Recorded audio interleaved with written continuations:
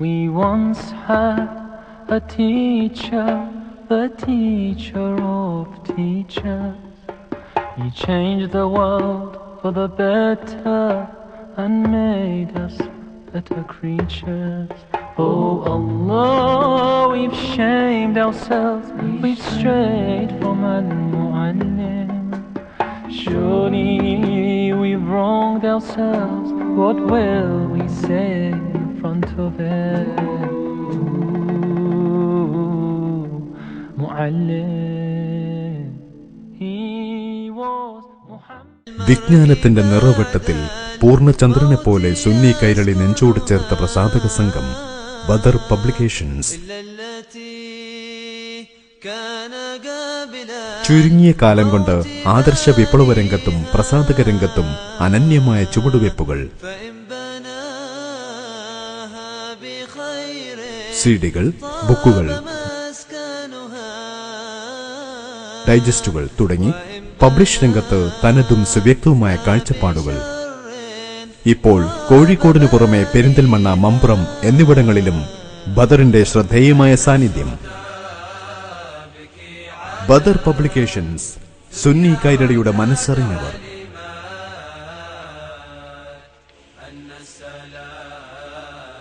Badr publications, Markaz complex, Kozhikode. Phone 0495-272-3439, mobile 9447845627. അസ്സലാമു അലൈക്കും വറഹ്മത്തുള്ളാഹി തആല വബറകാതുഹു. അൽഹംദുലില്ലാഹി റബ്ബിൽ ആലമീൻ വൽ ആഖിബത്തു ലിൽ മുത്തഖീൻ വസ്സലാത്തു വസ്സലാമു അലാ അഷ്റഫിൽ മഖ്ലൂഖീൻ വആലി കുല്ലിൻ വസ്സഹാബതി അജ്മഈൻ. അമ്മാ ബഅദ്. നഹ്മദുഹു വനസ്തഈനുഹു വനുഅ്മിനു ബിഹി വനതവക്കലു അലൈഹി ونعوذ بالله من شرور أنفسنا ومن سيئات أعمالنا من يهده الله فلا مضل له ومن يضلله فلا هادي له ونشهد أن لا إله إلا الله وحده لا شريك له ونشهد أن سيدنا ومولانا محمدا صلى الله عليه وسلم عبده ورسوله أرسله بالهدى ودين الحق ليظهره على الدين كله ولو كره المشركون. أما بعد. بسم الله عظيم القدرة والشان شديد البطش والبرهان حافظ الدين والقرآن. بسم الله ما شاء الله كان. بسم الله ما شاء الله كان. بسم الله ما شاء الله كان وما لم يشأ لم يكن. لا حول ولا قوة إلا بالله العلي العظيم. إن أريد إلا الإصلاح ما استطعت وما توفيقي إلا بالله عليه توكلت وإليه أنيب. أعوذ بالله من الشيطان الرجيم. بسم الله الرحمن الرحيم. ظهر الفساد في البر والبحر بما كسبت أيدي الناس. صدق الله مولانا العظيم. صدق وبلغ رسوله النبي الكريم ونحن على ذلك من الشاهدين الشاكرين والحمد لله رب العالمين. وقال رسول الله صلى الله عليه وسلم بدأ الإسلام غريبا وسيعود كما بدأ فطوبى للغرباء. أشرف الخلق محمد رسول الله صلى الله عليه وسلم.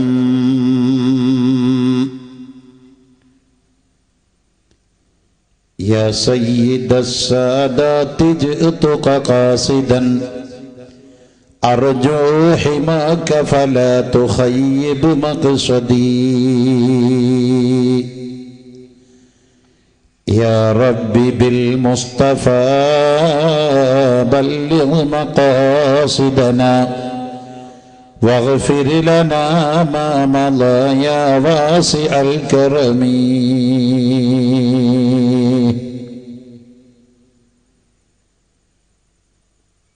ബഹുമാനമുള്ള മഹത്തായ ഈ പ്രഭാഷണ വേദിയുടെ മുഖ്യ കാർമ്മികത്വം വഹിക്കുന്ന ബഹുമാന്യനായ സയ്യിദ് ജമലുല്ലൈലി തങ്ങൾ, വേദിയിലിരിക്കുന്ന പ്രിയപ്പെട്ട പണ്ഡിതന്മാർ, മുതഅല്ലിമീങ്ങൾ, ഏറ്റവും പ്രിയപ്പെട്ട രക്ഷിതാക്കൾ, സഹോദരന്മാർ, വിദ്യാർത്ഥികൾ, ഈ മഹത്തായ പ്രഭാഷണം ശ്രവിക്കാൻ എത്തിച്ചേർന്നിരിക്കുന്ന മുഴുവൻ നല്ലവരായ മുഴുവൻ ശ്രോതാക്കളെ, അൽഹംദുലില്ലാഹി അലാ കുല്ലി ഹാലിൻ അൽഫ മറ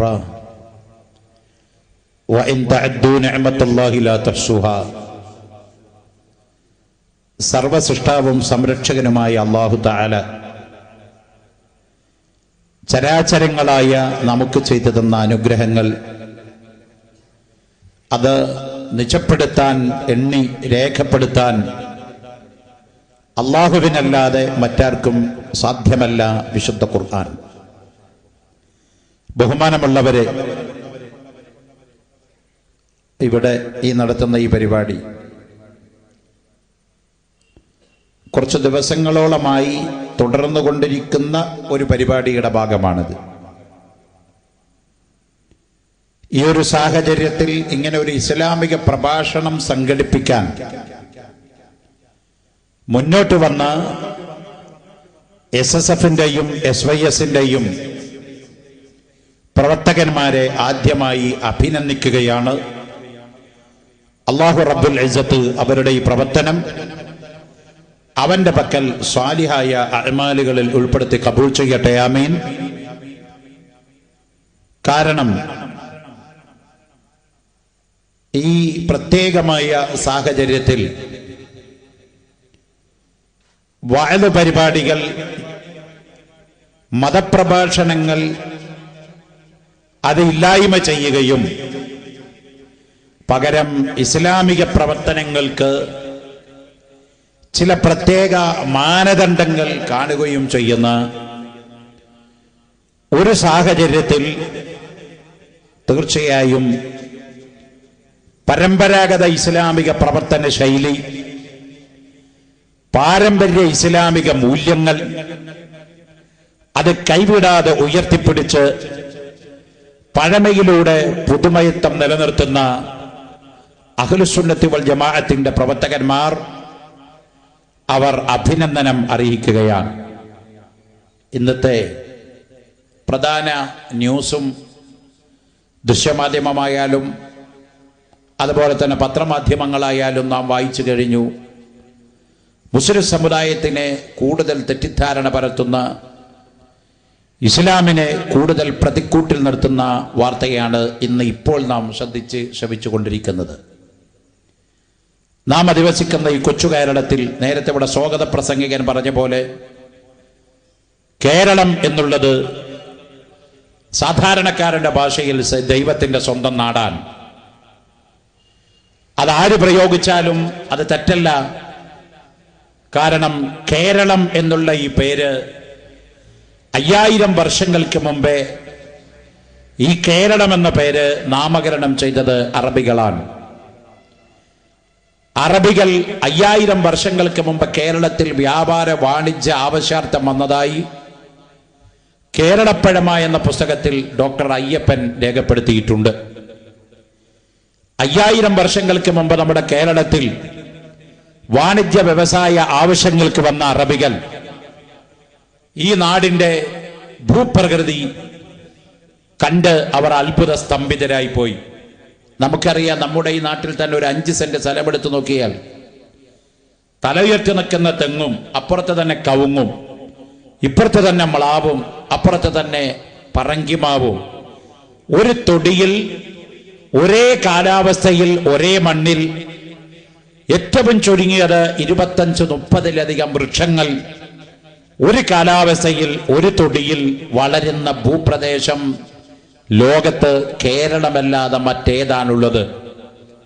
അത് കണ്ട അറബികൾ പറഞ്ഞുപോയി, ഹാദാ ഖൈറു ആലം, ഹാദാ ഖൈറു ആലം, ഇത് ലോകത്തിന്റെ ഖൈറായ നാടാണ്. ഈ ഖൈറു ആലം എന്ന പേരാണ് ഖൈറു ആലം, ഖൈറാലം, കൈരാളം, കേരളം എന്നായത് എന്ന് നിരവധി ചരിത്രകാരകന്മാർ രേഖപ്പെടുത്തി വെച്ചിട്ടുണ്ട്. ഖൈറുവാലം, ലോകത്തിന്റെ ഖൈറുള്ള നാടാണ്. ഞാൻ പറഞ്ഞു വന്നത്, ആ കേരളത്തിൽ ഇസ്ലാം എത്തപ്പെടുന്നത് ബഹുമാനപ്പെട്ട അഷ്റഫുൽ ഖൽഖ് മുഹമ്മദുർ റസൂലുള്ളാഹി സല്ലല്ലാഹു അലൈഹി വസല്ലം തങ്ങളുടെ ഹയാത്ത് കാലത്ത് അള്ളാഹുവിന്റെ പ്രവാചകർ മദീനയിൽ ജീവിച്ചിരിക്കുന്ന സമയത്ത് സയ്യിദുനാ മാലിക്കുദ്ദീൻ റളിയല്ലാഹു അൻഹുവിന്റെ നേതൃത്വത്തിൽ 14 അംഗ സ്വഹാബത്ത് കൊടുങ്ങല്ലൂരിന്റെ മണ്ണിൽ വന്ന് കപ്പലിറങ്ങി ആദ്യത്തെ ഇസ്ലാമിന്റെ പള്ളി പണിത് ആ വിവരം മദീനയിലിരിക്കുന്ന നബി സല്ലല്ലാഹു അലൈഹി വസല്ലം തങ്ങളെ അറിയിച്ച് 14 സഹാബത്ത് കേരളത്തിന്റെ തിരുവനന്തപുരം മുതൽ കാസർഗോഡ് ജില്ലയിൽ മംഗലാപുരത്തിന്റെ അപ്പുറത്ത് വരെ ജൈത്രയാത്ര തുടരുകയും 58ഓളം പള്ളികൾ ഇവിടെ സ്ഥാപിക്കുകയും ചെയ്തിട്ടുണ്ട്. ആ സ്ഥാപിച്ച പള്ളികളിൽ വളരെ പ്രമാദമായ ഒരു പള്ളി നമ്മുടെ ഈ ചാലിയം എന്ന് പറയുന്ന തൊട്ടടുത്ത് കിടക്കുന്ന പ്രദേശത്താണ്. പ്രിയപ്പെട്ട സഹോദരന്മാരെ, അതുകൊണ്ട് ഇസ്ലാമിന്റെ പ്രവർത്തനം അതിന്റെ ആവിർഭാവ കാലഘട്ടം മുതൽ തന്നെ അനുഭവത്തിലൂടെ മനസ്സിലാക്കിയ ജനതയാണ് കേരളക്കാർ. ഇവിടുത്തെ ഹൈന്ദവനാവട്ടെ, ഇവിടുത്തെ ക്രിസ്ത്യാനിയാവട്ടെ, ഇവിടുത്തെ ജാതിയും മതവും ഉള്ളവനാവട്ടെ ഇല്ലാത്തവനാവട്ടെ, അവരൊക്കെ യഥാർത്ഥ ഇസ്ലാമിക പ്രവർത്തനം കണ്ടവരും യഥാർത്ഥ ഇസ്ലാമിക മൂല്യങ്ങൾ അനുഭവിച്ചവരും ആസ്വദിച്ചവരുമാണ്. അതുകൊണ്ട് തന്നെ ഇന്ന് നാം കേട്ട വാർത്ത വളരെ അലോസരപ്പെടുത്തുന്നതും അസ്വസ്ഥതപ്പെടുത്തുന്നതുമായ ഒരു വാർത്തയാണ്. കേരളം മതഭീകരവാദികളുടെ താവളമാവുകയും കേരളത്തിന് പ്രത്യേക നിരീക്ഷണം വേണമെന്ന് ഓൾ ഇന്ത്യ അടിസ്ഥാനത്തിൽ പ്രവർത്തിക്കുന്ന ഒരു അന്വേഷണ ഏജൻസിയുടെ റിപ്പോർട്ട് സംസ്ഥാന ഗവൺമെന്റിന് കൈമാറിയിരിക്കുന്നു. മത തീവ്രവാദം എന്ന് പറയുമ്പോൾ എല്ലാവരുടെയും മനസ്സിന്റെ അകത്ത് ഓർമ്മ വരുന്ന നാമം മുസ്ലിം എന്നുള്ളതാണല്ലോ. കാരണം എവിടെ തീവ്രവാദിയെ അറസ്റ്റ് ചെയ്താലും എവിടെ ഭീകരവാദിയെ അറസ്റ്റ് ചെയ്താലും അതിന്റെ മുമ്പിൽ ഒരു ദാടിക്കാരനോ ഒരു തലയെകെട്ടുകാരനോ ഒരു മുസ്ലിം നാമധാരിയോ ആസൂത്രിതപരമായാലും വേണ്ടില്ല അല്ലാതെ ആയാലും വേണ്ടില്ല ഉണ്ടാവുന്നു എന്നുള്ളത് വിചിത്രമാണ്, ദുഃഖസത്യമാണ്, അത് വേദനീയമാണ്. പ്രിയപ്പെട്ടവരെ, ഈ ഒരു സാഹചര്യത്തില് എന്താണ് ഇസ്ലാം, ഏതാണ് ഒറിജിനൽ ഇസ്ലാം, ഏതാണ് ഇസ്ലാം വിഭാവനം ചെയ്യുന്ന ആദർശം എന്നുള്ളത് മുസ്ലിങ്ങളിലും മുസ്ലിങ്ങളല്ലാത്തവരിലും ഒരുപോലെ കൺഫ്യൂഷൻ, തിരിച്ചറിയാത്തൊരവസ്ഥ നിലനിൽക്കുന്ന സാഹചര്യം. ഇവിടെ ഇസ്ലാമിന്റെ പ്രവർത്തകന്മാർക്ക് നിർവഹിക്കാനുള്ള ഏറ്റവും വലിയ വിലപ്പെട്ട സേവനം മതാധ്യക്ഷന്മാരെ കൊണ്ട്, മതപണ്ഡിതന്മാരെ കൊണ്ട് ഇസ്ലാമിന്റെ പവിത്രമായ ആശയം സാധാരണക്കാരിലേക്കും അല്ലാത്തവരിലേക്കും എത്തിച്ചു കൊടുക്കുക എന്നുള്ള ഇസ്ലാമിന്റെ ഏറ്റവും ഉദാത്തമായ ധർമ്മമാണ്. യുദ്ധത്തിനേക്കാൾ രക്തസാക്ഷിത്വത്തിനേക്കാൾ അള്ളാഹുവിന്റെ അടുത്ത് പ്രതിഫലമുള്ള ഏക പ്രവർത്തനം വഅദ് പറയലാണ്. വഖാല റസൂലുള്ളാഹി സ്വല്ലല്ലാഹു അലൈഹി വസല്ലം അദ്ദീനു അന്നസീഹ. ദീൻ, ഇസ്ലാം എന്ന് പറഞ്ഞാൽ അത് സതുപദേശമാണ്. ഇന്ന് ചില ആളുകൾ ഇസ്ലാമിന്റെ പ്രവർത്തനം എന്ന് പറഞ്ഞാൽ അത് തിരിച്ചടിയും പകപോക്കലും വ്യക്തിവൈരാഗ്യം തീർക്കലും അത് സായുധ വിപ്ലവമാണെന്ന് തെറ്റിദ്ധരിപ്പിച്ചേക്കാവുന്ന രൂപത്തിൽ നമ്മുടെ മതത്തിന്റെ ലേബലിൽ ചില പ്രവർത്തനങ്ങൾ നടക്കുന്നുണ്ട്. എന്നാൽ മനസ്സിലാക്കണം, ഇസ്ലാം ജിഹാദിനല്ല പ്രാധാന്യം കൊടുത്തത്. ഒരടിസ്ഥാനത്തിൽ യുദ്ധത്തിന് ഒരു പ്രാധാന്യവും കൊടുക്കാത്ത മതമാണ് ഇസ്ലാം. കൊടുത്തില്ല എന്നുള്ളത് തന്നെയാണ് ഇസ്ലാമിന്റെ യുദ്ധങ്ങളുടെ മുഴുവൻ തെളിവ്. ബഹുമാനപ്പെട്ട നബി സല്ലല്ലാഹു അലൈഹി വസല്ലം തങ്ങളുടെ ഹയാത്ത് കാലം വരെ 22-ലധികം വരുന്ന യുദ്ധക്കളങ്ങളിൽ, സമരമുഖങ്ങളിൽ അള്ളാഹുവിന്റെ റസൂൽ നേരിട്ട് നേതൃത്വം നൽകി. രണ്ട് പക്ഷത്തിൽ നിന്നും 22-ലധികം വരുന്ന സമരമുഖങ്ങളിൽ, യുദ്ധക്കളങ്ങളിൽ മരണപ്പെട്ടു പോയത് 1000-ന്റെ താഴെയുള്ള ജനസംഖ്യയായിരുന്നു. പ്രമാണമായ ഇസ്ലാമിന്റെ ഒന്നാം സ്വാതന്ത്ര്യ സമരമെന്ന് വിശേഷിപ്പിക്കപ്പെടുന്ന ബദർ യുദ്ധം, എത്ര പേരാണ് അവിടെ ജീവനഹാനി സംഭവിച്ചു പോയത്? ഇസ്ലാമിന്റെ ഓപ്പോസിറ്റ് സൈഡിൽ നിന്ന് 70 പേരും മുസ്ലിം പക്ഷത്തു നിന്ന് 14 പേരും, മൊത്തം 84 പേരെ മരിച്ചിട്ടുള്ളൂ. വേദനാജനകമായിരിക്കുന്ന യുദ്ധമായിരുന്നു ഉഹദ്.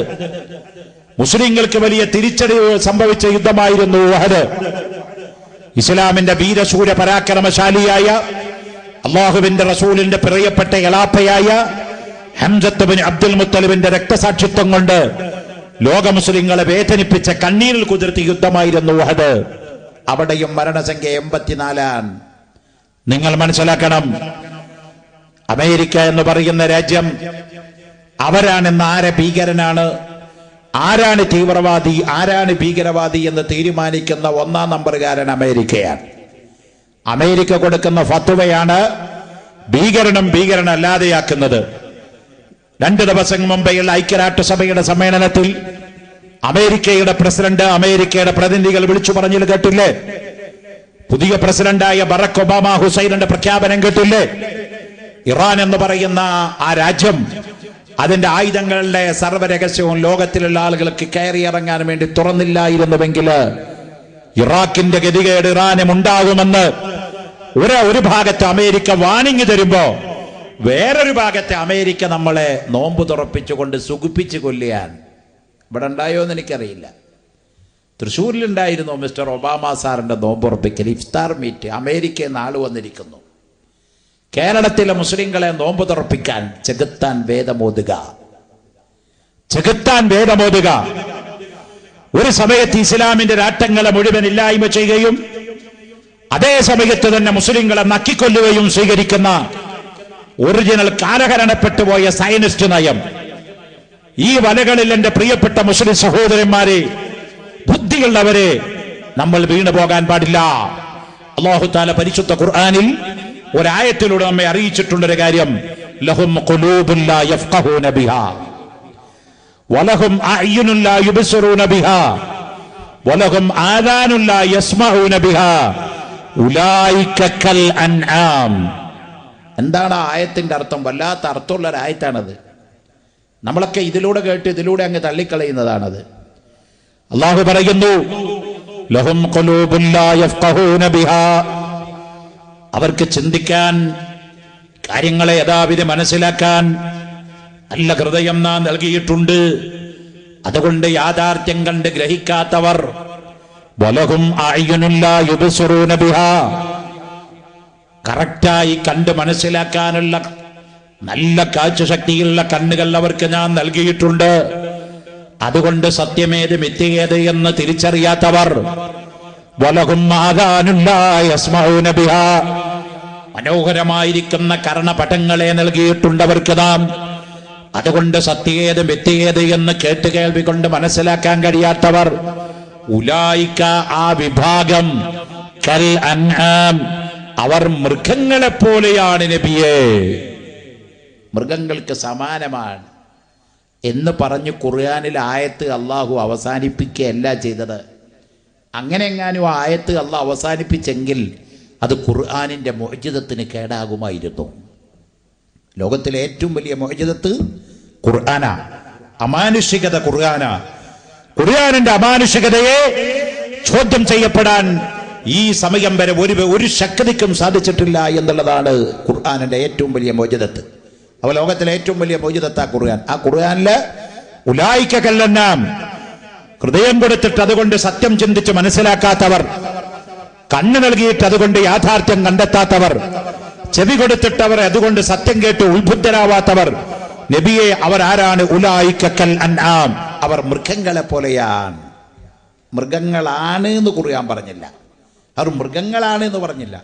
കാരണം മൃഗങ്ങളുടെ കാറ്റഗറി സ്റ്റാറ്റസ് ഒന്ന് വേറെ, മൃഗങ്ങൾക്ക് വേറെ സ്റ്റാറ്റസ് ആണ്, മനുഷ്യന്റെ സ്റ്റാറ്റസ് ഒന്ന് വേറെയാ. മനുഷ്യൻ അധപ്പതിച്ചാൽ മൃഗത്തിനേക്കാൾ തരം താഴുമെന്നുള്ളതാണ് അല്ലാഹു പറയുന്നത്. മൃഗങ്ങളുടെ സ്റ്റാറ്റസ് എന്താണ്? നാളെ ആഖിറത്തിൽ വെച്ച് പ്രാഥമികമായ ചില വിചാരണകളൊക്കെ അവർക്കുണ്ട്. കൊമ്പുള്ള ഒരു മൃഗം കൊമ്പില്ലാത്ത മൃഗത്തെ കുത്തിയാൽ ആ കൊമ്പില്ലാത്ത മൃഗത്തിന് കൊമ്പ് നൽകിക്കൊണ്ട് ആ മൃഗത്തെ തിരിച്ചു കുത്തിക്കൊണ്ട് അല്ലാഹു അവരെ വെച്ച് പ്രഖ്യാപിക്കും, നിങ്ങളുടെ വിചാരണയും സംവാദവും പ്രതിവാദവും ഒക്കെ കഴിഞ്ഞു, അതുകൊണ്ട് നിങ്ങൾ മണ്ണുകളായി മാറുക. മൃഗങ്ങളുടെ ജീവിതത്തിന്റെ എല്ലാം അവിടെ അവസാനിക്കുന്നു, പക്ഷേ മനുഷ്യൻ അവിടെ അവസാനിക്കുന്നില്ല. അതുകൊണ്ട് അല്ലാഹു പറഞ്ഞു ഖുർആനില്, നിങ്ങൾ മൃഗങ്ങളാന്ന് പറഞ്ഞില്ല, മൃഗങ്ങളെ പോലെയാണ്. ഉലൈക കൽ അൻആം, മൃഗങ്ങളെ പോലെയാണ്. മാത്രമല്ല ബൽഹും അളൽ, അതിനേക്കാൾ തരം താഴ്ന്നവരാണ്. മൃഗങ്ങളുടെ സ്റ്റാറ്റസ് പോലും നിങ്ങൾക്ക് ഉണ്ടാവില്ല. ആർക്ക്? അള്ളാഹു നല്ല ചിന്തിക്കാൻ കഴിവുള്ള ഹൃദയം കൊടുത്തിട്ട് അതുകൊണ്ട് സത്യം ചിന്തിക്കാൻ മനസ്സിലാക്കാത്തവർ, ചെവി നൽകിയിട്ട് അതുകൊണ്ട് യാഥാർത്ഥ്യം കേട്ട് മനസ്സിലാക്കാത്തവർ, കണ്ണു കൊടുത്തിട്ട് അതുകൊണ്ട് യാഥാർത്ഥ്യം കണ്ട് ഗ്രഹിക്കാത്തവർ, അവരുടെ സ്റ്റാറ്റസ് മൃഗത്തിനേക്കാൾ തരം താഴ്ന്ന സ്റ്റാറ്റസ് ആണ് നബിയെ. പരിശുദ്ധ ഖുർആൻ വളരെ വ്യക്തമായി പറഞ്ഞു. ഒന്ന് ആലോചിച്ചു നോക്ക, ഇന്ന് ലോക മുസൽമാൻ നേരിടുന്നത് ഈ പ്രശ്നമല്ലേ പ്രിയപ്പെട്ടവരെ? നമുക്ക് അല്ലാഹു നല്ല ബുദ്ധി തന്നു. എല്ലാ പവേഴ്സും മുസ്ലിമിന്റെ കയ്യിലല്ലേ അല്ലാഹു തന്നത്? മറ്റൊരായത്തിൽ അല്ലാഹു പറഞ്ഞത് കാണാം, വലില്ലാഹിൽ ഇസ്സത്തു വലിറസൂലിഹി വലിൽ മുഅ്മിനീൻ. അന്തസ്, പ്രസ്റ്റേജ്, അഭിമാനം അള്ളാഹുവിനാണ്, അള്ളാഹിന്റെ റസൂലിനാണ്, പിന്നെ സത്യവിശ്വാസികൾക്കുമാണ്. ശരിയല്ലേ? ശരിയല്ലേ? ഇന്നലത്തെ മെനിഞ്ഞാനത്തെ ഏറ്റവും വലിയ വാർത്ത എന്താ മോനെ? ഇവിടേക്ക് ഞാൻ കൂടുതലൊന്നും പറയുന്നില്ല. മെനിഞ്ഞാനത്തെ ഏറ്റവും വലിയ വാർത്ത എന്തായിരുന്നു? ചന്ദ്രയാൻ എന്ന് പറയുന്ന പേടകം ISRO നിക്ഷേപിച്ച ഈ സാധനം ചന്ദ്രനിൽ പോയിക്കൊണ്ട് ജലഗണങ്ങൾ കണ്ടെത്തിയ വാർത്തയിട്ടാ പുറത്തു വരുന്നത്. വലിയ വലിയ ഒലക്കമുക്കി മാധ്യമങ്ങൾ എഴുതി, ദൃശ്യമാധ്യമങ്ങളിൽ മുഴുവതാ ചർച്ച. നാസയുടെ സഹായത്തോടെയാണ് ഇത് കണ്ടെത്തിയിരിക്കുന്നത്. ചന്ദ്രനിൽ വെള്ളം. പലരും മനസ്സിന്റെ അകത്തുനിന്ന് ഒരുപാട് ചിത്രങ്ങൾ നിരതീർക്കാൻ തുടങ്ങി. ഇനി കുറച്ചു കാലം കഴിഞ്ഞാൽ ഓരോരുത്തർ സ്ഥലം മേടിക്കുന്ന റിയൽ എസ്റ്റേറ്റ് ചന്ദ്രനിലേക്ക് പോകാൻ പോവുക. അത് ഇവിടെ നിന്ന് ഇന്റർനെറ്റിൽ കച്ചവടം ചെയ്യാന്നേ. അങ്ങോട്ട് പോകുന്നു വേണ്ട. ബ്രോക്കറേജ് ഒക്കെ 2.5, 2.5%, 3% ബ്രോക്കറേജ് ഇവിടെ തന്നെ കൊടുത്താൽ ഇവിടുന്ന് ഇന്റർനെറ്റ് വഴി ചന്ദ്രനിലെ സ്ഥലം സ്വന്താക്കാം. ഇപ്പൊ ആളുകൾ അങ്ങോട്ടെത്തി. അവിടെ വെള്ളമുണ്ട്, കുറച്ച് ആളുകൾ അങ്ങോട്ട് പറിച്ചു നടാം, സുഖമായിട്ട് ടൂർ അടിക്കാൻ. ഞാനൊരു 10 കൊല്ലം മുമ്പ് ഞാൻ ബാധ പറയുമ്പോൾ പറഞ്ഞിട്ടുണ്ട്, അനധിവിദൂരമല്ലാത്ത ഭാവിയില് ഒരു കാലം ഇവിടെ വരാൻ വേണ്ടി പോകുന്നുണ്ട്. നമ്മുടെ തൊട്ടടുത്ത് കിടക്കുന്ന കരിപ്പൂര് എയർപോർട്ടിൽ നിന്ന് ഇപ്പൊ നമ്മൾ അവിടെ ചെന്നാൽ വിളിച്ചു പറയുന്നത് കേൾക്കാം. VIP ലോഞ്ചിലിരുന്ന കേൾക്കാം, അബുദാബി വഴി ബഹ്റൈൻ വഴി കണക്ഷൻ ഫ്ലൈറ്റ് ഇന്നിടത്തൊക്കെന്ന്. ഒരു 10 കൊല്ലം കഴിയുമ്പോൾ ഡെഫിനറ്റ് ആയിട്ട് നിങ്ങൾക്ക് കേൾക്കാൻ കഴിയും, അബുദാബി എന്ന ചന്ദ്രൻ വഴി ചൊവ്വയിലേക്കുള്ള ഫ്ലൈറ്റ് പുറപ്പെടേണ്ട സമയമായി, സെക്യൂരിറ്റി ബുക്കിംഗ് വേഗം ചെയ്യാൻ, ചന്ദ്രൻ വഴി ചൊവ്വയിലേക്ക്. ഇത് പരിശുദ്ധ ഖുർആന്റെ പ്രഖ്യാപനമാ പ്രിയപ്പെട്ടവരെ. സൂറത്തുൽ ഇസ്രാ എന്ന് പറഞ്ഞൊരു അധ്യായം തന്നെ അല്ലാഹു ഖുർആൻ കൊണ്ടുവന്നു. എന്താ ഇസ്രായിൽ പറഞ്ഞത്? സുബ്ഹാനല്ലദീ യസ്റാ ബി അബ്ദിഹി ലൈലൻ മിനൽ മസ്ജിദിൽ ഹറാം ഇലൽ മസ്ജിദിൽ അഖ്സല്ലദീ ബാറക്നാ ഹൗല. പരിശുദ്ധ ഖുർആൻ അല്ലാഹു പറഞ്ഞില്ലേ, ആകാശം ഏഴുന്നുണ്ട്, ആകാശം ഏഴുന്നുണ്ട്. 7ാമത്തെ ആകാശത്തിന്റെ അപ്പുറത്തൊരു ലോകമുണ്ട്. ലോകത്തിന്റെ ഒരു പ്രപഞ്ചത്തിന്റെ ചെക്ക് പോസ്റ്റ് ഉണ്ട്, അതാ സിദ്റത്തുൽ മുൻതഹ. പ്രപഞ്ചത്തിന്റെ ചെക്ക് പോസ്റ്റ് ഭേദിച്ച ഒരേ ഒരു ചരാചരം മാത്രമേ ഉള്ളൂ, അത് അഷ്റഫുൽ ഖൽഖ് മുഹമ്മദുർ റസൂലുള്ളാഹി സ്വല്ലല്ലാഹു അലൈഹി വസല്ലം തങ്ങളാണ്. നമ്മുടെ ഫറോക്കിലോ ചെക്ക് പോസ്റ്റ് ഉണ്ട്. ആ ചെക്ക് പോസ്റ്റ് സെയിൽ ടാക്സിന്റെ ചെക്ക് പോസ്റ്റാ. ഇവിടുന്ന് അങ്ങോട്ട് പോയാൽ കർണാടകയുടെ ചെക്ക് പോസ്റ്റ് ഉണ്ട്, അതൊരു സ്റ്റേറ്റ് മറ്റൊരു സ്റ്റേറ്റിന്റെ ചെക്ക് പോസ്റ്റാ. വാളയാറിന്ന് പാലക്കാട്ടേക്ക് കിടക്കുന്ന, പാളയാറിന്ന് കോയമ്പത്തൂരിലേക്ക് കിടക്കുന്നതിന്റെ ഭാഗത്ത് നമ്മുടെ അതിർത്തിയിലോ ചെക്ക് പോസ്റ്റ് ഉണ്ട്, അത് കേരള തമിഴ്നാട് ചെക്ക് പോസ്റ്റാ. ഇന്ത്യയിൽ നിന്ന് പാകിസ്ഥാനിലേക്ക് കിടക്കുന്നിടത്തൊരു ചെക്ക് പോസ്റ്റ് ഉണ്ട്, അത് ബാഗ ചെക്ക് പോസ്റ്റാ. അത് രാഷ്ട്രങ്ങൾ തമ്മിലുള്ള ചെക്ക് പോസ്റ്റാണ്. എന്നാൽ പ്രപഞ്ചത്തിന്റെ ചെക്ക് പോസ്റ്റ് ഉണ്ട്. എന്താ ഈ പ്രപഞ്ചം? പ്രപഞ്ചം എന്ന് പറഞ്ഞാൽ ഭൂമിക്ക് മാത്രമല്ല പ്രപഞ്ചം എന്ന് പറയുന്നത്, ചന്ദ്രനിൽ മാത്രമല്ല പ്രപഞ്ചം. ആലം, അറബിയിൽ എന്റെ അർത്ഥം പറഞ്ഞ എന്താ? ആലം മാസിവൽ ബാരി, അള്ളാഹു അല്ലാത്തതൊക്കെ ആലമിൽപ്പെട്ടതാ, അള്ളാഹു ആലമിൽപ്പെട്ടതല്ല. ആലം മുഴുവനും സൃഷ്ടിയാണ്, അള്ളാഹു സൃഷ്ടിയല്ലാത്തത് കൊണ്ട് സൃഷ്ടാവ് സൃഷ്ടിയുടെ പുറത്താ, കേട്ടോ. അപ്പൊ ആലം, പ്രപഞ്ചം, അത് അള്ളാഹു ഒഴിച്ചു ബാക്കിയുള്ളതാ. അതിന്റെ ഒരു ചെക്ക് പോസ്റ്റ് ഉണ്ട്, അതാ സിദ്റത്തുൽ മുൻതഹ. അവിടെയാണ് മിഅ്റാജിന്റെ രാത്രിയിൽ അഷ്റഫുൽ ഖൽഖ് മുഹമ്മദുർ റസൂലുള്ളാഹി സ്വല്ലല്ലാഹു അലൈഹി വസല്ലം തങ്ങളെ ജിബ്രീൽ അലൈഹിസ്സലാം എന്ന മലക്ക് കൊണ്ടുപോയിട്ട് പറഞ്ഞു, യാ റസൂലല്ലാഹ് നബിയേ, ഇവിടുന്ന് അങ്ങോട്ട് എനിക്ക് കടക്കാൻ പ്രവേശനമില്ല. ജിബ്രീൽ അലൈഹിസ്സലാം എന്ന മലക്ക് പറയാ, ഇവിടുന്ന് അങ്ങോട്ട് ഞാൻ കടന്നാൽ ഞാനല്ല, പിന്നെ ഭസ്മായി പോകും. ഹൈഡ്രജനും അല്ല, ഓക്സിജനും അല്ല, ഹീലിയം അല്ലാത്ത അവസ്ഥയിൽ ഞാൻ ഒന്നുമല്ല, ധൂളിയായി പോകും. ഇവിടുന്ന് അങ്ങോട്ട് പ്രൊട്ടക്റ്റഡ് ഏരിയ ആണ് എന്ന് പറഞ്ഞാൽ അള്ളാഹുവിന്റെ ഒരു പ്രത്യേക ലോക. അവിടുന്ന് അങ്ങോട്ട് ഒരാൾക്കും പ്രവേശനമില്ല, കടക്കാൻ പറ്റില്ല. അതുകൊണ്ട് നബിയെ ഇനി ഞങ്ങളുടെ അധികാര പരിധിയുടെ പുറത്താ കളി, ഞങ്ങളിതാ പോകുന്നു. ജിബ്രീൽ സലാം പറഞ്ഞു. ബുറാഖ് എന്ന് പറയുന്ന വാഹനം അപ്രത്യക്ഷമായി. ബഹുമാനപ്പെട്ട അഷ്റഫുൽ ഖൽഖ് സല്ലല്ലാഹു അലൈഹി വസല്ലം ഭയചകിതനായി നിൽക്കുന്ന സമയത്ത് അനന്തരയിൽ നിന്ന് അല്ലാഹു റസൂലുള്ളാഹിനെ വിളിച്ചു. അനല്ലാ, ഞാൻ അള്ളയാണ്, കയറി വരൂ.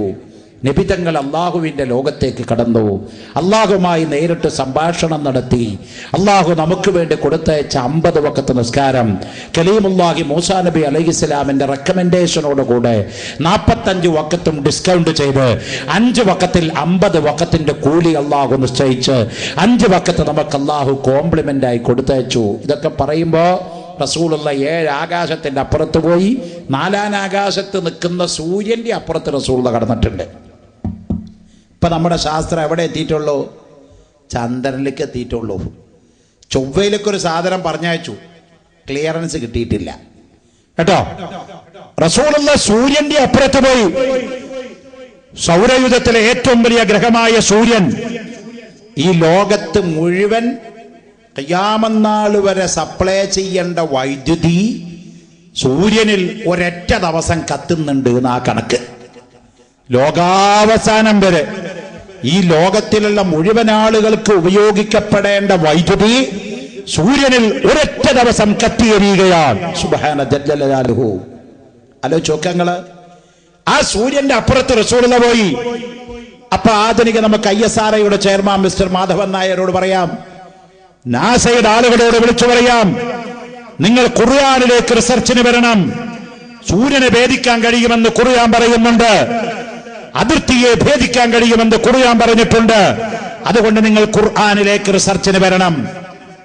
അല്ലെങ്കിൽ ഖുർആൻ പറഞ്ഞില്ലേ പണ്ട്, എന്തിനാ ബുറാഖ് എന്ന് പറഞ്ഞൊരു വാഹനം റസൂലുള്ളാഹിക്ക് കൊണ്ടെന്ന്? ജിബ്രീലിന് റസൂലുള്ളാഹിനെ ഇങ്ങനെ എടുത്താണ് കൊണ്ടായ പോരെ? ജിബ്രീലിനൊക്കെ പവറില്ലേ? ജിബ്രീൽ അലൈഹിസ്സലാം എന്ന് പറയുന്ന മലക്കിന്റെ പവർ വലുതല്ലേ? ഒരു ബുറാഖ് എന്ന് പറഞ്ഞൊരു വാഹനം കൊണ്ടെന്ന് അള്ളാഹിന്റെ റസൂലിനെ അതിന്റെ മുകളിൽ ഇരുത്തിയിട്ട് വേണോ ജിബ്രീലിനെ കൊണ്ടുപോകാൻ? ജിബ്രീൽ അലൈഹിസ്സലാം എന്ന മലക്കിന് ഒറ്റയ്ക്ക് റസൂലുള്ളാഹിനെ ജിബ്രീലിന് ചിറകുണ്ടല്ലോ. ഹിറാ ഗുഹയിലേക്ക് ജിബ്രീൽ അലൈഹിസ്സലാം എന്ന മലക്ക് ഇറങ്ങി വന്നപ്പോ ഇഖ്റ എന്ന് പറഞ്ഞപ്പോ മാരബിക്കാരി എന്ന് പറഞ്ഞപ്പോ ജിബ്രീൽ അലൈഹിസ്സലാം എന്ന മലക്ക് റസൂലുള്ളാഹി സ്വല്ലല്ലാഹു അലൈഹി വസല്ലം തങ്ങളെ തന്റെ ചിറകിന്റെ ഉള്ളിലേക്ക് ഒതുക്കി പിടിച്ചു. അപ്പൊ ജിബ്രീലിന് ചിറകുണ്ട്. നമ്മൾ പറയുന്ന പക്ഷിയുടെയും പ്രാവിൻ്റെയും ചിറകാന്ന് തോന്നിപ്പോണ്ടാട്ടോ. ചിറക് എന്നുള്ളൊരു പ്രായോഗം മാത്രമാണ്. നമ്മുടെ മനസ്സിൽ അപ്പോൾ തോന്നും ചിറക് എന്ന് പറഞ്ഞാൽ വല്ല കഴുകൻ്റെ ചിറകാകുമോ, കൂമൻ്റെ ചിറകാകുമോ, അല്ലെങ്കിൽ പക്ഷിയുടെ ചിറകാകുമോ, അല്ലെങ്കിൽ ഇന്ത്യൻ എയർലൈൻസിൻ്റെ ചിറക് പോലത്തെ അത്രയ്ക്ക് വലിപ്പുണ്ടാകുമോ? അങ്ങനെയൊന്നും മനസ്സിൽ വെക്കണ്ട. ആ ചിറക് എന്ന് പറഞ്ഞാൽ ഈ ചിറകല്ല, ജിബ്രീൽ അലൈഹിസ്സലാമിനോടനുബന്ധിച്ച മലായിക്കത്തിനോട് ചേർന്ന ഒരു ചിറക് ജിബ്രീലിൽ നിന്ന് കൊടുത്തിട്ടുണ്ട്. ആ ചിറകിൻ്റെ ഉള്ളിലേക്ക് റസൂലുള്ളാഹിനെ അമർത്തി എന്ന് പറഞ്ഞില്ലേ? ആ ജിബ്രീലിനെ ആ ചിറകിൻ്റെ ഉള്ളിൽ ഇങ്ങോട്ട് എടുത്തിട്ട് റസൂലുള്ളാഹിനെ ഒരൊറ്റ പോക്കാണ്ട് പോയ പോലെ. എന്തിനാ ബുറാഖ് കൊണ്ടെന്ന്? ഇപ്പോഴല്ലേ കഥ മനസ്സിലായത്? ശൂന്യാകാശത്തിന്റെ അപ്പുറത്ത് മനുഷ്യന് സഞ്ചരിക്കണമെങ്കിൽ ഡെഫിനറ്റ് ആയിട്ടൊരു പ്രത്യേക വാഹനം ആവശ്യമാണ്. ബുറാഖ് ഓക്സിജനും കാർബൺ ഡൈ ഓക്സൈഡും ഇല്ലാതെ പോണ വാഹനം. ഇപ്പൊ ചന്ദ്രനിൽ പോണ ആളുകളുടെ ബാക്കിലൊക്കെ ഓക്സിജൻ സിലിണ്ടറാ അല്ലേ? 40,000 കിലോമീറ്റർ അപ്പുറത്ത് ഭൂമിയുടെ മോലോട്ട് പോയാൽ പിന്നെ ശൂന്യാകാശ മേപ്പട്ടൂല്ല കീപ്പട്ടൂല്ല, അങ്ങനെ കിടന്ന അവിടെ തന്നെ കിടന്നോളൂ, ആകർഷണ ശക്തിയില്ല. അപ്പോ ബുറാഖ് എന്ന് പറയുന്ന വാഹനം അള്ളാഹുവിന്റെ റസൂലിന് വേണ്ടി സംവിധാനം ചെയ്തത് സൂര്യന്റെ ചൂട് പോലും ഏറ്റാൽ കരിയാത്ത വാഹനം, 7-ാം ആകാശത്തെ ഭേദിക്കാൻ കഴിവുള്ള വാഹനം, ഓക്സിജനും കാർബൺ ഡൈ ഓക്സൈഡും ആവശ്യമില്ലാത്ത വാഹനം. സുബ്ഹാന ജല്ല ജലാലുഹു. അതിനെപ്പറ്റി ഒരു റിസർച്ച് നടത്താൻ തയ്യാറാവുകയാണെങ്കിൽ ലോകാവസാനം വരെ നടത്തിയാലും ബുറാഖിനെ പറ്റി തീരൂല മോനെ കേട്ടോ. അപ്പൊ ചന്ദ്രനിൽ വെള്ളം കണ്ടു എന്ന് പറഞ്ഞിട്ട് തുടയം പഠിച്ച് ചാടുന്ന ആൾക്കാരോട് നമുക്ക് ഇത് പറഞ്ഞു കൊടുക്കാം. നമ്മൾ പണ്ട് പറഞ്ഞതാ അല്ലേ? ചന്ദ്രനിൽ റസൂലുള്ളാഹി പോയി, 1-ാം ആകാശം പോയി, 2ഉം കഴിഞ്ഞ് 3ഉം കഴിഞ്ഞ് 4ഉം കഴിഞ്ഞ് 5ഉം 6ഉം 7ഉം പോയിന്ന്. മിറാജ് കഴിഞ്ഞ് തിരിച്ചു വന്നപ്പോൾ ചില അബൂജാഹിൽ പറഞ്ഞില്ലേ അതൊക്കെ കള്ള. പിന്നെ ഒരു രാത്രി കൊണ്ട് മുഹമ്മദ് ബൈത്തുൽ മുഖദ്ദസിൽ പോകുക, ബൈത്തുൽ മുഖദ്ദസ് അവിടുന്ന് ആകാശത്ത് പോകുക, എന്നിട്ട് അള്ളാനെ കണ്ട് തിരിച്ചു വരിക, തനി നുണയാതെ പറഞ്ഞില്ലേ അബൂജാഹില് ലഅനത്തുല്ലാഹി അലൈഹി. അവസാനം അബൂജാഹിലിന്റെ വാദം എന്താ? ആകാശത്ത് പോയതുപോലും അബൂജാഹിലിന് വിശ്വാസമില്ല. എത്രത്തോളം? ബൈത്തുൽ മുഖദ്ദസിലേക്ക് മക്കയിൽ നിന്ന് ഒരാൾ അക്കാലത്ത് പോയി വരണമെങ്കിൽ 10-12 ദിവസം ഒട്ടകപ്പുറത്തോ കുതിരപ്പുറത്തോ യാത്ര ചെയ്യണം. അത് ഒരു രാത്രിയുടെ ഏതാനും മണിക്കൂറുകൾക്കുള്ളിൽ പോയി എന്ന് പറയുന്നത് നുണയാണ്. അബൂജഹൽ പറഞ്ഞപ്പോ അള്ളാഹുവിന്റെ റസൂൽ വെല്ലുവിളിച്ചു, സത്യ പറയുന്നത്. അപ്പോഴല്ലേ മക്കക്കാര് പറഞ്ഞത്, എന്നാൽ ബൈത്തുൽ മുഖദ്ദസിന് എത്ര വാതിലുണ്ട് മുഹമ്മദേ, ബൈത്തുൽ മുഖദ്ദസിന് എത്ര ജനവാതിലുകളുണ്ട് മുഹമ്മദേ, ബൈത്തുൽ മുഖദ്ദസിന്റെ വിശേഷണങ്ങളൊന്ന് എന്ന് പറഞ്ഞപ്പോ മലക്കുൽ മുഖറബായ മലക്ക് ജിബ്രീൽ അലൈഹിസ്സലാം അള്ളാഹുവിന്റെ റസൂലിന്റെ മുമ്പിലേക്ക് ഇന്റർനെറ്റ് വെച്ചു കൊടുത്തു. ബൈത്തുൽ മുഖദ്ദസ് അങ്ങ് കൊണ്ടുവന്നിട്ട് റസൂലുള്ളാഹിന്റെ മുമ്പിൽ ജിബ്രീൽ അങ്ങ് വെച്ചു കൊടുക്കുകയാണ്. റസൂലുള്ള നേർക്ക് നേരെ നോക്കിക്കൊണ്ട് ബൈത്തുൽ മുഖദ്ദസിന്റെ ഓരോ രൂപഭാവങ്ങളും അങ്ങ് വിശദീകരിച്ചു കൊടുത്തപ്പോ ആ മക്ക കാഫിരിങ്ങൾ കൈകടിച്ചു പോയി. മുഹമ്മദ് പറയുന്നത് സത്യ, ബൈത്തുൽ മുഖദ്ദസ് നേരിട്ട് കണ്ടിട്ടുണ്ട്.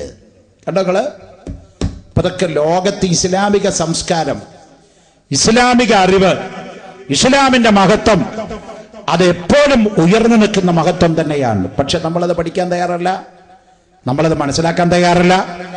നമുക്ക് നക്കാപ്പിച്ച സംസ്കാരം കാണുമ്പോൾ അതിന്റെ പുറകെ പോവുക. ഖുർആൻ പറഞ്ഞിടത്തേക്കാ ലോകം ചലിക്കണം, അതിന് അങ്ങേപ്പുറത്ത് കടക്കില്ല ഈ ലോകം. ഇപ്പൊ കണ്ടോ മോനങ്ങളൊക്കെ, ഇപ്പോ കൽക്കട്ട ഡൽഹി ഹൈക്കോടതി ഒരു വിധി പറഞ്ഞിട്ടുണ്ട്. അതിപ്പോ സുപ്രീം കോടതിയുടെ പരിഗണനയിലിരിക്കുക. എന്താണ് ആ വിധി? ഡൽഹിയിലെ സ്വവർഗാനുരാഗികളായ ആളുകൾ ഈ അടുത്ത കാലത്ത് ഡൽഹി ഹൈക്കോടതിയിൽ ഒരു കേസ് ഫയൽ ചെയ്തു. അവർ ആവശ്യപ്പെട്ടത് സ്വവർഗാനുരാഗികളായ ആളുകൾക്ക് വിവാഹം ചെയ്തു കൊടുക്കാൻ ഗവൺമെന്റ് നിയമം ഉണ്ടാക്കണമെന്ന എന്ന് പറഞ്ഞ ആണിനെ കല്യാണം കഴിക്കാൻ, പെണ്ണിനെ കല്യാണം കഴിക്കാൻ ഗവൺമെന്റ് അനുമതി കൊടുക്കണം. ഡൽഹി ഹൈക്കോടതി കേസ് ഫയലിൽ സ്വീകരിക്കുകയും സ്വവർഗാനുരാഗികൾക്ക് പ്രണയിക്കാനും വിവാഹം കഴിക്കാനുമുള്ള അനുമതി ഡൽഹി ഹൈക്കോടതി കൊടുത്തു. ആ ഹൈക്കോടതിയുടെ പരിധിയിൽ ഇപ്പോൾ ഇത് ഹലാലാണ്. ഇപ്പോൾ ഈ വിധി ഇന്ത്യ മഹാരാജ്യത്ത് മുഴുവൻ വരണമെന്നാഗ്രഹിച്ചുകൊണ്ട് ചില ആളുകൾ സുപ്രീം കോടതിയിൽ കേസ് കൊടുത്തിരിക്കുകയാണ്. സുപ്രീം കോടതി അതിനൊരു വിധി പറഞ്ഞാൽ ഇന്ത്യയിൽ കേരളമടക്കമുള്ള എല്ലാ സ്ഥലത്തിലും സ്വവർഗാനുരാഗികൾക്ക് വിവാഹം കഴിക്കാനും അവർക്ക് പ്രണയിക്കാനും അവർക്ക് സെക്സ് ആസ്വദിക്കാനുമുള്ള ഒരു വിധി ഇവിടെ നടപ്പാവാൻ വേണ്ടി പോവുകയാണ്. പ്രിയപ്പെട്ടവരെ, ഇങ്ങനെ ഒരു കാര്യം ഇവിടെ സംഭവിച്ചു പോയാൽ എന്താ ഇവിടെ സംഭവിക്കാൻ പോകുന്നത്? പരിശുദ്ധ ഖുർആൻ ആയിരക്കണക്കായ വർഷങ്ങൾക്ക് മുമ്പ് സ്വവർഗാനുരാഗികൾക്ക് കൊടുത്ത പനിഷ്മെന്റ്, അവർക്ക് കൊടുത്ത ശിക്ഷയെ സംബന്ധിച്ച് അള്ളാഹു വളരെ വ്യക്തമായി ഖുർആനിൽ പറഞ്ഞിട്ടുണ്ട്. ഒരു നബിയെ തന്നെ അവർക്ക് താക്കീത് കൊടുക്കാൻ അള്ളാഹു പറഞ്ഞയച്ചതായും ഖുർആനിൽ പറഞ്ഞിട്ടുണ്ട്. നോക്കൂ നിങ്ങൾ, ഇവിടെ ആണിനെ കല്യാണം കഴിക്കാൻ നോക്കുക, പെണ്ണിനെയും കല്യാണം കഴിക്കുക. ഇതൊരു നിയമവിധേയനയാക്കി അവിടെ എന്താ സംഭവിക്കാൻ പോണ്? ആണിനെ കല്യാണം കഴിച്ചാൽ ആണ് പ്രസവിക്കില്ലല്ലോ. പെണ്ണുമായി പ്രണയം നടത്തിയാൽ പെണ്ണ് പ്രസവിക്കില്ല. അപ്പൊ ഒരു 100 കൊല്ലത്തിന്റെ ഉള്ളിൽ ആണുങ്ങളെ കെട്ടാനും പെണ്ണുങ്ങളെ കെട്ടാനും തുടങ്ങിയാൽ 100 കൊല്ലം, മാക്സിമം ഒരു 100 കൊല്ലം പോകുമ്പോൾ ഇവിടെ എന്ത് സംഭവിക്കും? ജനസംഖ്യ പറ്റ കുറയും. ഇപ്പൊ ഉള്ളതൊക്കെയാണ് കത്തിച്ചു കഴിഞ്ഞാൽ പിന്നെ ഉണ്ടാവില്ല. അപ്പൊ ഒരു 100 കൊല്ലം കഴിയുമ്പോ ഇവിടുത്തെ ജനസംഖ്യ ഇല്ലാതെയാവും. ജനങ്ങളില്ലാതെ ആർക്കായി രാജ്യം? അതുകൊണ്ടാണ് നബി സല്ലല്ലാഹു അലൈഹി വസല്ലം തങ്ങൾ പറഞ്ഞത്, വിവാഹം എന്നുള്ളത് വെറും ലൈംഗികമായ ആസ്വാദത്തിന് വേണ്ടിയല്ല. റസൂലുള്ളാഹി സല്ലല്ലാഹു അലൈഹി വസല്ലം തങ്ങൾ വിവാഹത്തെ പറ്റി പറഞ്ഞിടത്ത് വികാരശമനത്തിന് എന്നല്ല പറഞ്ഞത്. തനാക്കഹു, നിങ്ങൾ വിവാഹം കഴിക്കണം. വതനാസലൂ, നിങ്ങൾ സന്താനോൽപാദനം നടത്തണമോ? നിങ്ങൾ വിവാഹം കഴിക്കണം, നിങ്ങൾ സന്താനോൽപാദനം നടത്തണം. സന്താനോൽപാദനം നടത്തണമെങ്കിൽ പുരുഷന് വിവാഹം കഴിച്ചാൽ പറ്റൂല, സ്ത്രീയെ വിവാഹം കഴിച്ചാൽ പറ്റൂല. അതുകൊണ്ടാണ് അല്ലാഹു തആല പുരുഷനെയും സ്ത്രീയെയും സൃഷ്ടിച്ചത്. സന്താനോൽപാദനം ഉണ്ടാവണമെങ്കിൽ ഇണകൾ തമ്മിൽ സംസ്കർക്ക ബന്ധം തുടരണം. എന്നാൽ ആധുനിക ലോകം അതിനെ എതിർത്തുള്ള നിയമനിർമ്മാണം കൊണ്ടുവരികയാണ്. ലോകത്തിന്റെ സന്തുലിതാവസ്ഥ നഷ്ടപ്പെടാൻ വേണ്ടി പോവുകയാണ്. അതുകൊണ്ട് പരിശുദ്ധ ഖുർആൻ വളരെ നേരത്തെ തന്നെ ഇതിനെതിരെ ശബ്ദിച്ചു, താക്കീത് നൽകി. രണ്ടർത്ഥത്തിൽ പറഞ്ഞു. ഒന്ന്, സ്വർഗഭോഗം തെറ്റാൻ. സ്വർഗഭോഗം നിഷിദ്ധമാണ്, അത് ഹറാമാണ്, അത് വളരെ വളരെ അപകടകരമായ കാര്യമാണ്. പരിശുദ്ധ ഖുർആൻ വളരെ വ്യക്തമായി പറഞ്ഞിട്ടുണ്ട്. മറ്റൊരു കാര്യം, ഇവിടുത്തെ ആധുനിക ലോകം നമ്മെ ഭയപ്പെടുത്തുന്നത്, നമ്മളിപ്പോൾ പറഞ്ഞു തനാക്കഹു വ തനാസലു. മോനെ കൊടുക്ക്. തനാക്കഹു വ തനാസലു, നിങ്ങൾ കല്യാണം കഴിക്കൂ, കുട്ടികളെ ഉണ്ടാക്കുമെന്നല്ലേ ഇപ്പം നമ്മൾ വേദോറിന്. അങ്ങനെ പ്രസംഗിച്ചാൽ മുസ്ലിരെ സംഗതി അപകടമാവും. ഇപ്പം തന്നെ ലോകത്തിലെ ഏറ്റവും അധികം ജനസംഖ്യയുള്ള രാജ്യങ്ങളിൽ 2ാം സ്ഥാനത്താണ് ഇന്ത്യ, 1ാം സ്ഥാനത്ത് ചൈന, 2ാം സ്ഥാനത്ത് ഇന്ത്യ. ഇന്ത്യയിലെ ഏറ്റവും അധികം പോപ്പുലേഷൻ ഉള്ളത്, ജനസംഖ്യ വർധനവുള്ളത് കേരളത്തിലാണ്. ഇത് കോഴിക്കോടില്ലേ ആണോ? എന്നാൽ കേരളത്തില് ഏറ്റവും അധികം ജനസംഖ്യ വർധനവുള്ളത് കോഴിക്കോട് ജില്ലയിലല്ല, മലപ്പുറം ജില്ലയിലാണ്. കേട്ടോ? ഇതിനെ സംബന്ധിച്ച് ഞങ്ങളിപ്പോൾ വളരെ ശാസ്ത്രീയമായി കൊണ്ട് തന്നെ കണക്കെടുപ്പ് സർവേ നടത്തിക്കൊണ്ടിരിക്കുക.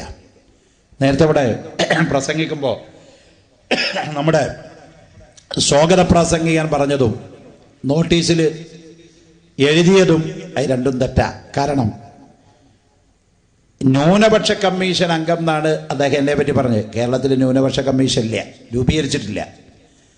ഓൾ ഇന്ത്യ ബേസിൽ ന്യൂനപക്ഷ കമ്മീഷൻ ഉണ്ട്. ഞാൻ ന്യൂനപക്ഷ കമ്മീഷൻ അംഗമല്ല, ഭൂരിപക്ഷ കമ്മീഷൻ അംഗ. Kerala state backward commission for classes എന്ന് പറഞ്ഞ ജുഡീഷ്യറിയിലെ 3 ജഡ്ജിമാരിൽ ഒരു ജഡ്ജാണ്. ഒന്നാമത്തെ ഒരു ജഡ്ജ് കേരള ഹൈക്കോടതി എന്നുള്ള ഒരു ജഡ്ജാണ്. രണ്ടാമത്തെ ഒരാൾ ഞാൻ, മൂന്നാമത് കേരള പിന്നോക്ക വിഭാഗത്തിന്റെ SC/ST ഡിപ്പാർട്ട്മെന്റിന്റെ പ്രിൻസിപ്പൽ സെക്രട്ടറിയായ ഒരു IAS കാരനുമാണ്. അപ്പൊ അതൊരു ഭൂരിപക്ഷ കമ്മീഷനാണ്. ന്യൂനപക്ഷം എന്ന് പറഞ്ഞാൽ മുസ്ലിം, സിഖ് തുടങ്ങിയ മതങ്ങളെ പെടുള്ളൂ, ക്രിസ്ത്യൻ. ഇതില് 71 ജാതിയും ഹിന്ദുക്കളിൽ നിന്നാണ്. 71 ഹിന്ദു വിഭാഗത്തിൽപ്പെട്ട ജാതിയും കേരളത്തിലെ 89 ലക്ഷം മുസ്ലിങ്ങളും കേരളത്തിലെ ലാറ്റിൻ കാത്തലിക്സ് SIUC എന്ന് പറയുന്ന 2 വിഭാഗം ക്രിസ്ത്യാനികളും ഉൾപ്പെടുന്ന 2.25 കോടി ജനങ്ങളെ പ്രതിനിധീകരിക്കുന്ന ഒരു ജുഡീഷ്യൽ ബോഡിയാണ് Kerala state backward commission for classes, പിന്നാക്ക വിഭാഗ കമ്മീഷൻ. അതാണ് ഇവിടുത്തെ റിസർവേഷൻ തീരുമാനിക്കുന്നത്. ഇപ്പൊ കേരളത്തിലെ മുസ്ലിങ്ങൾക്ക് 12% റിസർവേഷൻ ഉണ്ട്, ഈഴവർക്ക് 14% ഉണ്ട്. ഈ 12 14 ആക്കണോ, 14 എടുത്ത് കളയണോ, ഇനി ആർക്കെങ്കിലും കൂടുതൽ കൊടുക്കണോ, ഈ വക കാര്യങ്ങൾ തീരുമാനിക്കുന്ന കോടതി ഇതാണ്. അത് സംബന്ധിച്ചുള്ള ഉദ്യോഗത്തിന്റെ തർക്കങ്ങൾ തീരുമാനിക്കുന്നത് ഇതാണ്. അങ്ങനത്തെ ഉദ്യോഗവും തർക്കവും നിയമനമൊക്കെ തീരുമാനിക്കുന്ന ഒരു ജുഡീഷ്യറിയാണ് കേരള സ്റ്റേറ്റ് ബാക്ക്വേർഡ് കമ്മീഷൻ. ഞാൻ പറയേണ്ടായ കാരണം, ഇപ്പൊ വളരെ വ്യക്തമായി ഇതിന്റെ കണക്കെടുപ്പ് സർവേ തുടങ്ങിയിരിക്കുകയാണ്. കണക്കെടുപ്പിനെ സംബന്ധിച്ച് പറഞ്ഞപ്പോഴാണ് ഞാനിത് പറയേണ്ടി വന്നത്. ഇന്ത്യയിൽ ഏറ്റവും അധികം പോപ്പുലേഷനുള്ള സംസ്ഥാനമായി കേരളം വളരുകയാണ്. കേരളത്തിൽ ഏറ്റവും അധികം ജനസംഖ്യയുള്ളത് മലപ്പുറത്താണെന്നാണ് ചൂണ്ടിക്കാണിക്കപ്പെടുന്നത്. മലപ്പുറത്താണ്, കോഴിക്കോടും തൃശ്ശൂരും ഒന്നല്ല. മലപ്പുറത്ത് ഏറ്റവും കൂടുതൽ ആൾക്കാരുള്ളത് ആരാ? മുസ്ലിങ്ങളാണ്. അപ്പോ ഒരു പത്രത്തിൽ ഇങ്ങനെ കണ്ടു. ആ പത്രത്തിൽ എഴുതിയിരിക്കുന്നത്, എങ്ങനെ മലപ്പുറത്ത് ഈ ആൾക്കാരില്ലാതിരിക്കുക? ഓരോരോ ആജിയാക്കന്മാരും മുസ്ലിയാക്കന്മാരും 4, 5, 8, 10 കെട്ടുക. പിന്നെ ഓരോ ഭാര്യമാരിലും 12, 24 കുട്ടികളാ. ഒരുത്തനൊരു പഞ്ചായത്ത് ഇലക്ഷനിൽ സ്ഥാനാർത്ഥിയായ ജയിപ്പിക്കാൻ മാത്രം അവന്റെ മക്കളും പേരക്കുട്ടികളും വോട്ട് ചെയ്താൽ മതി. അയാൾ എഴുതിയിരിക്കുക. അത് കേട്ടാ തോന്നും ബഹുഭാര്യത്വം എന്ന് പറയുന്ന ഈ പെണ്ണ് കെട്ടുന്ന ഏർപ്പാട് അതാണ് മുസ്ലിം പോപ്പുലേഷന്റെ വർധനവിന്റെ കാരണമെന്ന്. Something wrong. 100% തെറ്റായ ഒരു കാഴ്ചപ്പാടാണത്. ഒന്ന്, ഏറ്റവും അധികം ബഹുഭാര്യത്വം സ്വീകരിച്ചവർ ഇന്ത്യയിലോ കേരളത്തിലോ മുസ്ലിങ്ങളല്ല. മുസ്ലിങ്ങളുടെ ഇടയില് ബഹുഭാര്യത്വം 2.5% താഴെയാണ്. ഇന്ത്യയിൽ ഏറ്റവും അധികം ബഹുഭാര്യത്വം സ്വീകരിച്ചിരിക്കുന്നത് സവർണ ജാതികളാണ്. 6% അവരുടെ ഇടയിൽ ബഹുഭാര്യത്വം. പക്ഷേ പോപ്പുലേഷൻ കൂടുതൽ മുസ്ലിങ്ങളുടെ ഇടയിലാണ്. അത് ആൾക്കാർ പെണ്ണെട്ടി കുട്ടികളെ ഉണ്ടാക്കിയിട്ടൊന്നല്ല. വേണമെങ്കിൽ ഇവിടെ തന്നെ ഒരു സർവേ നടത്തിക്കളയാം നമുക്ക്. ഇപ്പം ഈ വായതിന് വരുമ്പോൾ നമ്മൾ സർവേ ഉണ്ട് പറഞ്ഞിട്ടല്ലോ ക്ഷണിച്ച്, വായതുണ്ട് എന്ന് പറഞ്ഞിട്ടല്ലേ. അതുകൊണ്ട് ആരും തയ്യാറായിട്ട് വന്നിട്ടുണ്ടാവില്ല. ഈ വായത് കഴിഞ്ഞ് പോകുമ്പോൾ ആ ഗേറ്റിൻ്റെ അവിടെ 2 ആളെ നിർത്തുക, കയ്യിലൊരു പേന കൊടുക്കുക, ഒരു പുസ്തകവും കൊടുക്കുക. പോകുമ്പോൾ ചോദിക്കുക, പേരെന്താ? അഹമ്മദ്. വയസ്സെത്ര? 54. കുട്ടികളെത്ര? 4. ഭാര്യ എത്ര? 1. അടുത്ത ആളെ വിളിക്കുക, പേരെന്താ? അബൂബക്കർ. വയസ്സെത്ര? ഒരു 45. തൊഴിലെന്താ? ബിസിനസ്. കുട്ടികളെത്ര? 3. ഭാര്യ എത്ര? 1. കറക്റ്റായി പറയാൻ പറ്റും. ഈ ഓഡിയൻസിലിരിക്കുന്ന ആളുകൾ 2% ആളുകൾ പോലും ഈ ഒരുമിച്ച് കൂടിയ മജ്‌ലിസില് ബഹുഭാര്യത്വം സ്വീകരിച്ചു വരില്ല. പിന്നെ എങ്ങനെയാണ് ഇസ്ലാമിന്റെ ഈ ജനസംഖ്യയുടെ വർധനവുണ്ടാകുന്നത്? അതാണ് അത്ഭുതം. അതാണ് ചില ആളുകളൊക്കെ ഈ ശൂന്യമാക്കി കഴിച്ച പോലെ വിഷമിപ്പിക്കുന്നത്. എങ്ങനെയാ ലോകത്ത് ഇത്രയധികം മുസ്ലിങ്ങൾ ഉണ്ടാവുന്നത്? ലോകത്ത് തന്നെ മുസ്ലിം പോപ്പുലേഷൻ വർദ്ധിക്കുകയാണ്. അമേരിക്കയിൽ മുസ്ലിം ജനസംഖ്യ വർദ്ധിക്കുകയാണ്. അതുപോലെ തന്നെ ബ്രിട്ടനിൽ മുസ്ലിം ജനസംഖ്യ വർദ്ധിക്കുകയാണ്. ജർമ്മനിയിൽ മുസ്ലിം ജനസംഖ്യ വർദ്ധിക്കുകയാണ്. കാരണം എന്താണെന്നറിയോ? അല്ലാഹുവിന്റെ ദീനിലേക്ക് ജനങ്ങൾ ഒഴുകിയെത്തുന്നു. ലോകത്തിലുള്ള ഏറ്റവും വലിയ ആദർശ പ്രസ്ഥാനം ഇസ്ലാമാകുന്നു. അടുത്ത ദിവസം നിങ്ങൾ പത്രത്തിൽ വായിച്ചു കാണും, ഒരു വലിയ ക്രിക്കറ്റ് കളിക്കാരൻ ഇസ്ലാമിലേക്ക് കയറി വന്നു. ഇത് കുറഞ്ഞ ദിവസമായിട്ടും ലോകമറിയപ്പെട്ട ഏറ്റവും വലിയ ക്രിക്കറ്റ് കളിക്കാരൻ മുസ്ലിമായി. അതിനു മുന്നേ മുസ്ലിമായ ഒരു മനുഷ്യന്റെ മയ്യത്ത്, അയാളുടെ മരണ വസിയത്തുണ്ടായിരുന്നു, ഞാൻ മരിച്ചാൽ എന്റെ മയ്യത്ത് ഇസ്ലാമിക വിധിപ്രകാരം മറവടക്കണമെന്ന്. നമ്മൾ മറന്നുപോയി അയാളുടെ പേര് മൈക്കിൾ ജാക്സൺ. അയാൾ ഒരു ലൈംഗികാപവാദ കേസിൽപ്പെട്ട് അമേരിക്കൻ കോടതി അയാളെ ശിക്ഷിച്ചുകൊണ്ട് ജയിലിലടച്ചു. ജയിലിൽ കിടക്കുന്ന സമയത്ത് അയാൾക്ക് വായിക്കാൻ ഒരു മുസ്ലിം സുഹൃത്ത് കൊണ്ടുപോയി ഒരു ഖുർആനിന്റെ കോപ്പി കൊടുത്തു. മൈക്കിൾ ജാക്സൺ ആ കോപ്പി ഒന്ന് വായിച്ചു, വിശുദ്ധ ഖുർആൻ. ഒരു മുഫസ്സിറും തഫ്സീറും ഒന്നും ഉണ്ടായിരുന്നില്ല, അത് പറഞ്ഞു കൊടുക്കണ ആളും ഉണ്ടായിരുന്നില്ല. ഇംഗ്ലീഷിന്റെ ആ ഖുർആന്റെ ട്രാൻസ്ലേഷൻ കോപ്പി ഒന്ന് വായിച്ചു. ജയിലിൽ നിന്ന് പുറത്തിറങ്ങുന്ന മൈക്കൽ വിളിച്ചു പറഞ്ഞത്, അശ്ഹദു അന്ന മുഹമ്മദുർ റസൂലുള്ളാഹ്, ഞാൻ മുസ്ലിമായി. പണം കൊടുത്തിട്ടല്ല, ഭീഷണിപ്പെടുത്തിയിട്ടല്ല, മറ്റൊരു തീവ്രവാദമല്ല, ഭീകരവാദമല്ല. Michael Jackson ഇസ്ലാമായി.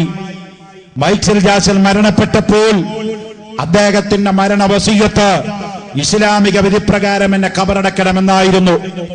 അവിടെ കളിച്ച രാട്ടമാണ് അമേരിക്ക. അമേരിക്ക എന്ത് ചെയ്തു പ്രിയപ്പെട്ടവരെ? ജാക്സന്റെ ശവസംസ്കാര ചടങ്ങ് നീട്ടിവെച്ചു. 1.5 മാസം ജാക്സനെ ഫ്രീസറിൽ വെച്ച് തണുപ്പിച്ചിട്ട് തന്റെ കുടുംബത്തിലെ 10 പേർക്ക് കൂടി കാണിച്ചു കൊടുക്കാതെ മീഡിയകൾക്ക് മൂടുപടമിട്ട് ലോകത്തിലെ ഹ്യൂമൻ റൈറ്റ്സ്, മനുഷ്യാവകാശ ധ്വംസനം നടത്തിയ അമേരിക്കയാണ് മുസ്ലിങ്ങളെ നോമ്പറപ്പിക്കാൻ ഒബാമ സാർ ആളെ എന്ന് പറഞ്ഞു വിടുന്നത്. കാരണം മൈക്കിൾ ജാക്സന്റെ ശവസംസ്കാര ചടങ്ങ് ഇസ്ലാമിക ശരീഅത്തനുസരിച്ച് നടത്തിയിരുന്നുവെങ്കിൽ അമേരിക്കയിലെ വലിയ ശതമാനം ആളുകള് ഇസ്ലാമിലേക്ക് കയറി വരാൻ തയ്യാറാണ്. കാരണം ജാക്സന്റെ ആരാധകന്മാർക്ക് ജാക്സനാണ് വലുത്. കണ്ടില്ലേ, 200 ചില്ലാനം ആളുകളല്ലേ ആത്മഹത്യ ചെയ്തത് ജാക്സൺ ചത്തുപോയപ്പോ? വിവരമില്ലാത്തവരല്ല ചത്തത്. ആന്ധ്രാപ്രദേശിന്റെ മുഖ്യമന്ത്രി YS രാജശേഖർ റെഡ്ഡി ഒരു ഹെലികോപ്റ്റർ അപകടത്തിൽ മരണപ്പെട്ടു പോയപ്പോ ആന്ധ്രയിലെ 10, 14, 20 ആളുകൾ ആത്മഹത്യ ചെയ്തതല്ല. വലിയ ക്വാളിഫിക്കേഷൻ ഉള്ളവർ, ഡോക്ടറേറ്റ് നേടിയവർ, കലാരംഗത്തെ പ്രതിഭകൾ, അവർക്ക് ജാക്സൺ ജീവന്റെ ജീവനായിരുന്നു. ആ ലോകത്തുള്ളവർക്ക് ഞാൻ പറഞ്ഞു വരുന്നത്, അയാൾ അവസാന നിമിഷം ആഗ്രഹിച്ചു, തവഫനി മുസ്ലിമൻ വഅൽഹിഖ്നി ബിസ്സാലിഹീൻ, മുസ്ലിം ആവണമെന്ന്. നമ്മൾ പണം കൊടുത്തിട്ടാ. മൈക്കിൾ ജാക്സൺ എന്റെ കയ്യിലുള്ള കോടികളുടെ കണക്കെത്രയായിരുന്നു? ഒരു കാലത്ത് ലോക കോടീശ്വരന്മാരിൽ 40ാമത്തെ പേര് മൈക്കിൾ ജാക്സന്റെ ആയിരുന്നു. ഇപ്പോഴും അമേരിക്കയിൽ ഇസ്ലാമിക പ്രവർത്തനത്തിന് നേതൃത്വം കൊടുക്കുന്ന മുഹമ്മദ് അലി കാഷഷ് ക്ലേ, അദ്ദേഹം കാഷഷ് ക്ലേ എന്ന് പറഞ്ഞ ക്രിസ്ത്യാനിയ, ലോക ഹെവി ബോക്സിംഗ് മുൻ ചാമ്പ്യനായിരുന്നു അദ്ദേഹം. ഒരു റിലേറിംഗിലെ വിജയത്തിന് ശേഷം അദ്ദേഹം ഇസ്ലാമിലേക്ക് കയറി വന്നു. അദ്ദേഹം ലോക കോടീശ്വരന. ഇപ്പൊ അദ്ദേഹത്തിന്റെ പണി എന്താ? അമേരിക്കയിൽ ഒരു മുസ്ലിം സംഘടനയുണ്ടാക്കി, മുഹമ്മദ് അലി ഇസ്ലാമിക് ഫൗണ്ടേഷൻ ആ സംഘടനയുടെ പേരതാ അമേരിക്കയിൽ ഇസ്ലാം മത പ്രചരണം നടത്തുക. അതിനു മുമ്പേ ലോക ബോക്സിംഗ് ചാമ്പ്യനായിരുന്ന മൈക്ക് ടൈസൺ മുഹമ്മദ് അബ്ദുൽ അസീസ് എന്ന പേര് സ്വീകരിച്ചുകൊണ്ട് അയാൾ ഇസ്ലാമിലേക്ക് കയറി വന്നു. ലോകത്തെ പ്രതിഭാശാലികൾ, ചിന്തകന്മാർ, ബുദ്ധിജീവികൾ ആദർശ പ്രസ്ഥാനം നോക്കിക്കൊണ്ട് ഇസ്ലാമിലേക്ക് കയറി വന്നതല്ലാതെ കാക്കാമാര് പെണ്ണുകെട്ടി കുട്ടികളെ ഉണ്ടാക്കിയിട്ടല്ല ഇസ്ലാമിന്റെ അംഗസംഖ്യ വർദ്ധിക്കുന്നതെന്ന് എന്റെ പ്രിയപ്പെട്ടവരെ ചരിത്രം വായിച്ചാൽ അറിയാം. കുമാരനാശാൻ എഴുതിയില്ലേ? അത് കുമാരനാശാൻ എഴുതിയില്ലേ? കേരളത്തിൽ ഇസ്ലാം വരുന്നത് ഞാൻ നേരത്തെ പറഞ്ഞു റസൂലുള്ളാഹി സല്ലല്ലാഹു അലൈഹി വസല്ലം തങ്ങളുടെ ഹയാത്ത് കാലത്താ. AD 650 മധ്യത്തിലാണ്. എന്നാൽ AD 58 വർഷത്തിൽ സെന്റ് അന്തോണീസ് പുണ്യവാളൻ മുഖേന കേരളത്തിൽ ക്രിസ്തുമതമെത്തി. റസൂലുള്ള ജനിക്കുന്നതിന്റെ 500 കൊല്ലം മുമ്പേ കേരളത്തിൽ ക്രിസ്തുമത പ്രചരണം നടത്തി. ഇന്ത്യയിൽ ക്രിസ്തുമതമെത്തി. അവിടുന്ന് 550 കൊല്ലം കഴിഞ്ഞിട്ടാണ് ഇസ്ലാം മതം കേരളത്തിൽ വരുന്നത്. ഇപ്പൊ കണക്കെടുത്ത് നോക്കുമ്പോ ഇന്ത്യയിലെ മുസ്ലിം 15 കോടി, ഇന്ത്യയിലെ ക്രിസ്ത്യാനി 7 കോടി. വ്യത്യാസത്തിന്റെ കാരണം പണമല്ല, പിടിച്ചടക്കിയതല്ല, ജിഹാദല്ല, സംഘട്ടനമല്ല, മത തീവ്രവാദമല്ല. ഡെഫിനറ്റ് ആയിട്ട് കുമാരനാശാൻ തന്റെ ദുരവസ്ഥയിലെഴുതി. 1921 നമ്മുടെ രാജ്യത്തൊക്കെ മലബാർ സ്വാതന്ത്ര്യ സമരം ഇംഗ്ലീഷുകാർക്കെതിരെ നമ്മളെ മാപ്പിളാരെ ആയുധെടുത്തുകൊണ്ട് സമരം നടത്തിയപ്പോ ആ സമരത്തെ ആലപ്പുഴയിലിരുന്നു കൊണ്ട് തെറ്റായി നോക്കിക്കണ്ട മഹാകവി കുമാരനാശാൻ. അന്ന് ആലപ്പുഴയിലെ അദ്ദേഹം ഇവിടുന്ന് മലബാർ എന്ന് ചില ആളുകൾ പോയിട്ട് പറഞ്ഞു ആശാനോട്, ആശാനെ മലബാറിലെ മാപ്പിളാര് ഹിന്ദുക്കളെയൊക്കെ പിടിച്ച് തലമൊട്ടടിച്ച് ഇസ്ലാമാക്കുക, ഹിന്ദുക്കളെ കൊല്ലുകയാണ്, അതുകൊണ്ട് മലബാറിൽ നടക്കുന്ന കലാപം ഹിന്ദു മുസ്ലിം കലാപാണെന്ന് കുമാരനാശാനെ പറഞ്ഞ് തെറ്റിദ്ധരിപ്പിച്ചു. കുമാരനാശാൻ 1921 അവിടെ ആലപ്പുഴയിലിരുന്ന ഒരു പുസ്തകം എഴുതി. ആ പുസ്തകത്തിന്റെ പേരാണ് ദുരവസ്ഥ. ആ പുസ്തകത്തിന്റെ ആദ്യം മുതൽ അവസാനം വരെ മുസ്ലിങ്ങളെ, ഇസ്ലാമിനെ ആക്ഷേപിക്കാൻ വേണ്ടിയാണ് മഹാകവി കുമാരനാശാൻ അതിന്റെ പേജുകൾ ചെലവഴിച്ചത്. പക്ഷേ പിന്നീട് കുമാരനാശാന് കാര്യം മനസ്സിലാകുകയും അദ്ദേഹം തൗബ ചെയ്ത് മടങ്ങുകയും ചെയ്തിട്ടുണ്ട്. അങ്ങനെ ഒരു ഭാഗത്ത് നമ്മളെ വിമർശിക്കാൻ വേണ്ടി പുസ്തകം എഴുതിയ കുമാരനാശാൻ ആ പുസ്തകത്തില് മുസ്ലിങ്ങളെ വിമർശിക്കുന്ന കൂട്ടത്തില് കുമാരനാശാൻ വിളിച്ചു പറഞ്ഞു, അല്ലയോ കേരളക്കാരെ, ഈ മുസ്ലിങ്ങൾ ഇത്രമാത്രം എങ്ങനെ ഇവിടെ ഉണ്ടായത്? എങ്ങനെ ഉണ്ടായത്? പണം കൊടുത്തിട്ട് ആളെ ചേർത്തതാണോ? അല്ല. ആയുധം കൊണ്ട് യുദ്ധം ചെയ്തിട്ടാണോ? അല്ല.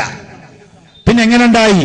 ആശാൻ പാടി, ആട്ടും വിലക്കും വഴിയാട്ടും മറ്റുമേ കൂട്ടർ സഹിച്ച് പറുതിമുട്ടി വിട്ടതാം ഹിന്ദു മതം ചാതിയാൽ താനെ കെട്ടു കഴിഞ്ഞ നമ്പൂരി മതം കേരളത്തിങ്കൽ മുസൽമാൻ പശ്ചിമ പാരങ്ങളിൽ നിന്നു വൻകടലിൽ ചീറും തിരകൾ കടന്നോരി മലയ മേറിയ വന്നവരേറെയില്ല.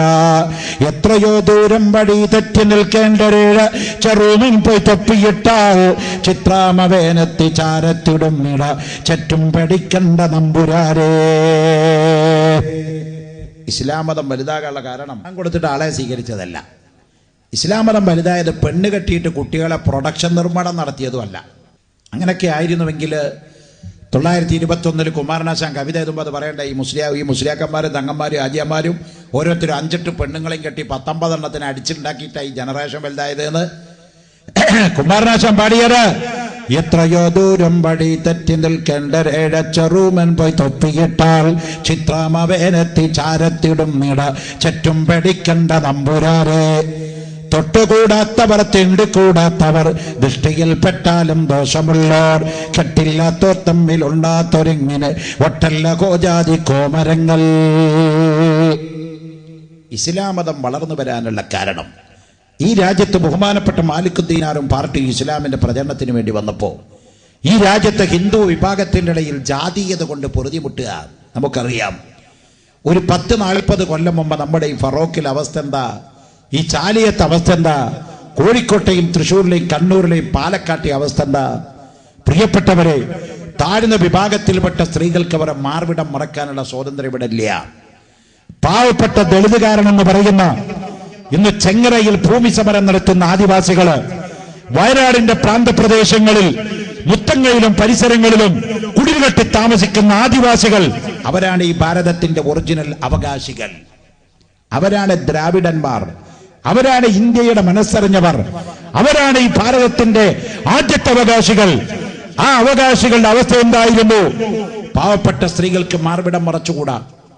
ദളിതുകാരനെന്ന് പറയുന്ന ചറമനും പുലയനും പാണനും പറയനും അവന് നാട്ടിൽ പൊതുവഴിയിൽ തുപ്പാൻ പാടില്ല. അവന്റെ കഴുത്തിലൊക്കെ കണ്ണൻ ചിരട്ടയോ ടെപ്പയോ പാട്ടയോ കെട്ടി തൂക്കണം. തമ്പ്രാൻ, ബ്രാഹ്മണൻ, നമ്പൂരി ഇവര് നടക്കുന്ന വഴിയിലെ താഴ്ന്ന ജാതിക്കാരന് തുപ്പാനുള്ള സ്വാതന്ത്ര്യമില്ല. പകരം അവന്റെ കഴുത്തിലുള്ള പാളയിൽ തുപ്പുക. പിന്നീട് വല്യമ്പ്രാന്റെ കാല് സ്പർശിക്കാത്ത സ്ഥലത്ത് കൊണ്ടുപോയിട്ട് പാവപ്പെട്ട ദളിതന്റെ തുപ്പുനീര് കബറടക്കണം. ഇതായിരുന്നു ഇവിടുത്തെ അവസ്ഥ.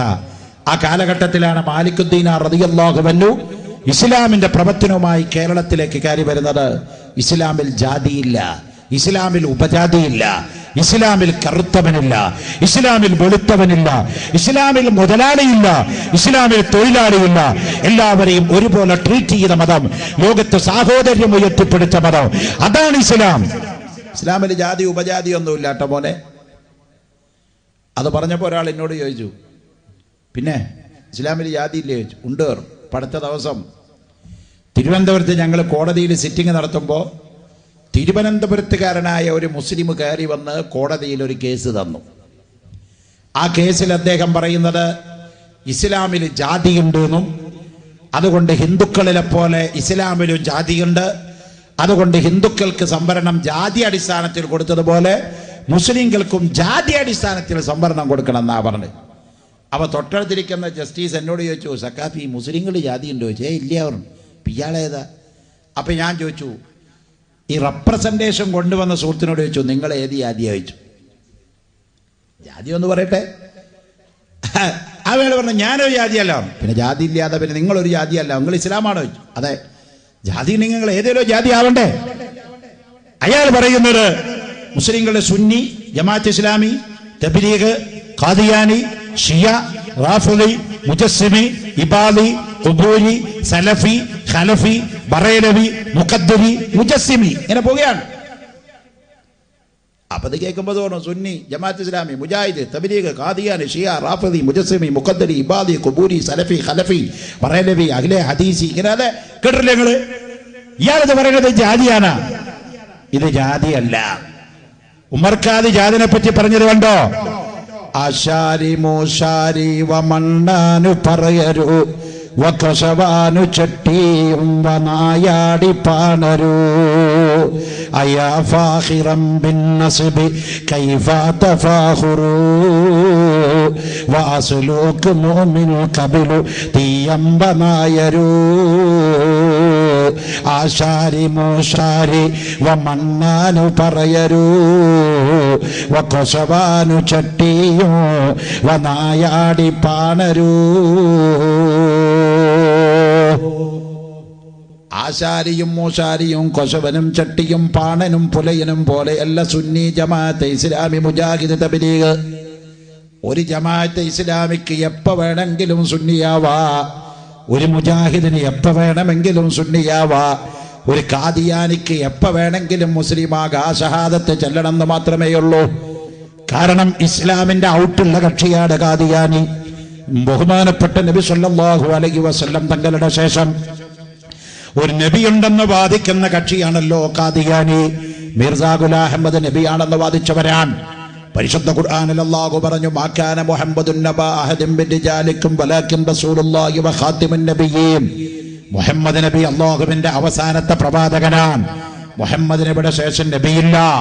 അല്ലാഹുവിന്റെ റസൂൽ തന്നെ പറഞ്ഞതായി കാണാം, ലൗ കാന ബഅദി നബിയ്യുൻ ലകാന ഉമർ ഇബ്നുൽ ഖത്താബ് ലാ നബിയ്യ ബഅദി അന ഖാതിമുൽ അംബിയാഇ വൽ മുർസലീൻ. എന്റെ ശേഷം വല്ല നബിക്കും സാധ്യത ഉണ്ടെങ്കിൽ അത് ഉമർ ഇബ്നുൽ ഖത്താബാണ് നബിയാവേണ്ട ആള്. ഖാദിയാനിയല്ല, അസ്വദുൽ അൻസിയല്ല, മുസൈലമത്തുൽ കദ്ദാബല്ല. നബിയാവാനുള്ള സർവ്വയോഗ്യതയും അല്ലാഹു കൊടുത്തത് ഉമർ ഇബ്നുൽ ഖത്താബിനാണ്. പക്ഷേ ലാ നബിയ്യ ബഅദി, എന്റെ ശേഷം നബിയില്ലേ ഇല്ല. അന ഖാതിമുൽ അംബിയാഇ വൽ മുർസലീൻ, ഞാൻ അവസാനത്തെ നബിയാണ്. ഇത് റസൂലുള്ളാഹി സ്വല്ലല്ലാഹു അലൈഹി വസല്ലം തങ്ങൾ പറയുന്നു, ഖുർആൻ പറയുന്നു. അപ്പൊ ഖാദിയാനി ഇസ്ലാം ആകണമെങ്കിൽ അഷ്ഹദു അല്ലാ ഇലാഹ ഇല്ലല്ലാഹ് വ അഷ്ഹദു അന്ന മുഹമ്മദർ റസൂലുള്ളാഹ് ഷഹാദത്ത് കലിമ ഉച്ചരിച്ച് മുസ്ലിം ആവാം, തടസ്സല്ല. ഒരു സുന്നി, ഒരു മുജാഹിദിന് എപ്പോൾ വേണമെങ്കിലും സുന്നിയാവാ, തടസ്സല്ല. ഒരു ജമാഅത്ത് ഇസ്ലാമിക്ക് എപ്പോൾ വേണമെങ്കിലും സുന്നിയാകാം, തടസ്സല്ല. എന്നാൽ ഒരു നായർക്കൊന്ന് നമ്പൂരിയാവാൻ പറ്റുമോ? ഒരു ചരമനൊന്ന് ബ്രാഹ്മണനാവാൻ പറ്റുമോ? അതല്ലേ ആശാൻ പാടിപ്പോയത്? തൊട്ടുകൂടാത്തവർ, തിണ്ടിക്കൂടാത്തവർ, ദൃഷ്ടിയിൽപ്പെട്ടാലും ദോഷമുള്ളവർ, കെട്ടില്ലാത്തോർ തമ്മിലുണ്ണാത്തൊരിങ്ങിന് ഒട്ടല്ല കൂജാതി കോമരങ്ങൾ. നമ്പൂരി നടക്കുന്നതിന്റെ 42 അടി അപ്പുറത്തെ ചരമച്ചക്കന് നടക്കാൻ പാടുള്ളൂ. 41 അടി ഇപ്പുറത്ത് ചരമം നടന്ന നമ്പൂരിയുടെ ശരീരം അശുദ്ധായി കുളത്തിൽ പോയി 3 ഓട്ടം മുങ്ങിക്കുളിക്കണം. ഇതായിരുന്നു ഇവിടുത്തെ ജാതീയത. തീർന്നില്ല.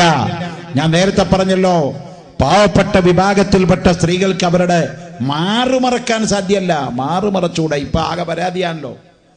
വീടിന് ടാക്സ്, കോഴിക്ക് ടാക്സ്, നായക്ക് ടാക്സ്, പട്ടിക്ക് ടാക്സ്, മൈക്കൊക്കെ ടാക്സ്, മൊബൈലിന് ടാക്സ് ഇല്ലേ? 100 രൂപയ്ക്ക് റീചാർജ് ചെയ്താൽ 89 കയറുള്ളൂ. ബാക്കി അവിടെ പോയി ടാക്സ് പോയി. എല്ലാം കഴിഞ്ഞിട്ട് പോരുമ്പോ അവസാനം ഒരു ടാക്സ് ഉണ്ട്, വാറ്റിയ ടാക്സ്. ഒന്നാകെ ഊച്ചിക്കരിക്കണ വാറ്റ് ടാക്സും അല്ലേ? ആകെ ടാക്സാ. എന്നാൽ നമ്മുടെ ധനകാര്യമന്ത്രിമാരുടെ ടാക്സിനൊക്കെ വെല്ലുന്ന രൂപത്തിലുള്ള വൃത്തികെട്ട ടാക്സ് ഒരു കാലത്ത് കേരളത്തിലുണ്ടായിരുന്നു. അതാണ് ഭാരതപ്പഴമയിൽ അയ്യപ്പൻ രേഖപ്പെടുത്തിയത്. ആ ടാക്സിന്റെ പേരായിരുന്നു മുല ടാക്സ്. എന്താ ഈ മുല ടാക്സ് മോനെ? താഴ്ന്ന വിഭാഗത്തിൽപ്പെട്ട സ്ത്രീകള് നമ്പൂരുടെയും തമ്പ്രാന്റെയും അനുമതിയില്ലാതെ സ്ഥലം മറച്ചാൽ, ഇല്ലത്തിരിക്കുന്ന നമ്പൂരിപ്പാട് കണ്ടാൽ, ചെറുമിപ്പെണ്ണ് പോയി മുല മറച്ചു പോണത് കണ്ടാ വിളിപ്പിക്കവളെ ഇല്ലത്തൊക്കെ. ആരോട് ചോദിച്ചാടി ഈ സ്ഥാനമൊക്കെ മറച്ച് നടക്കണ?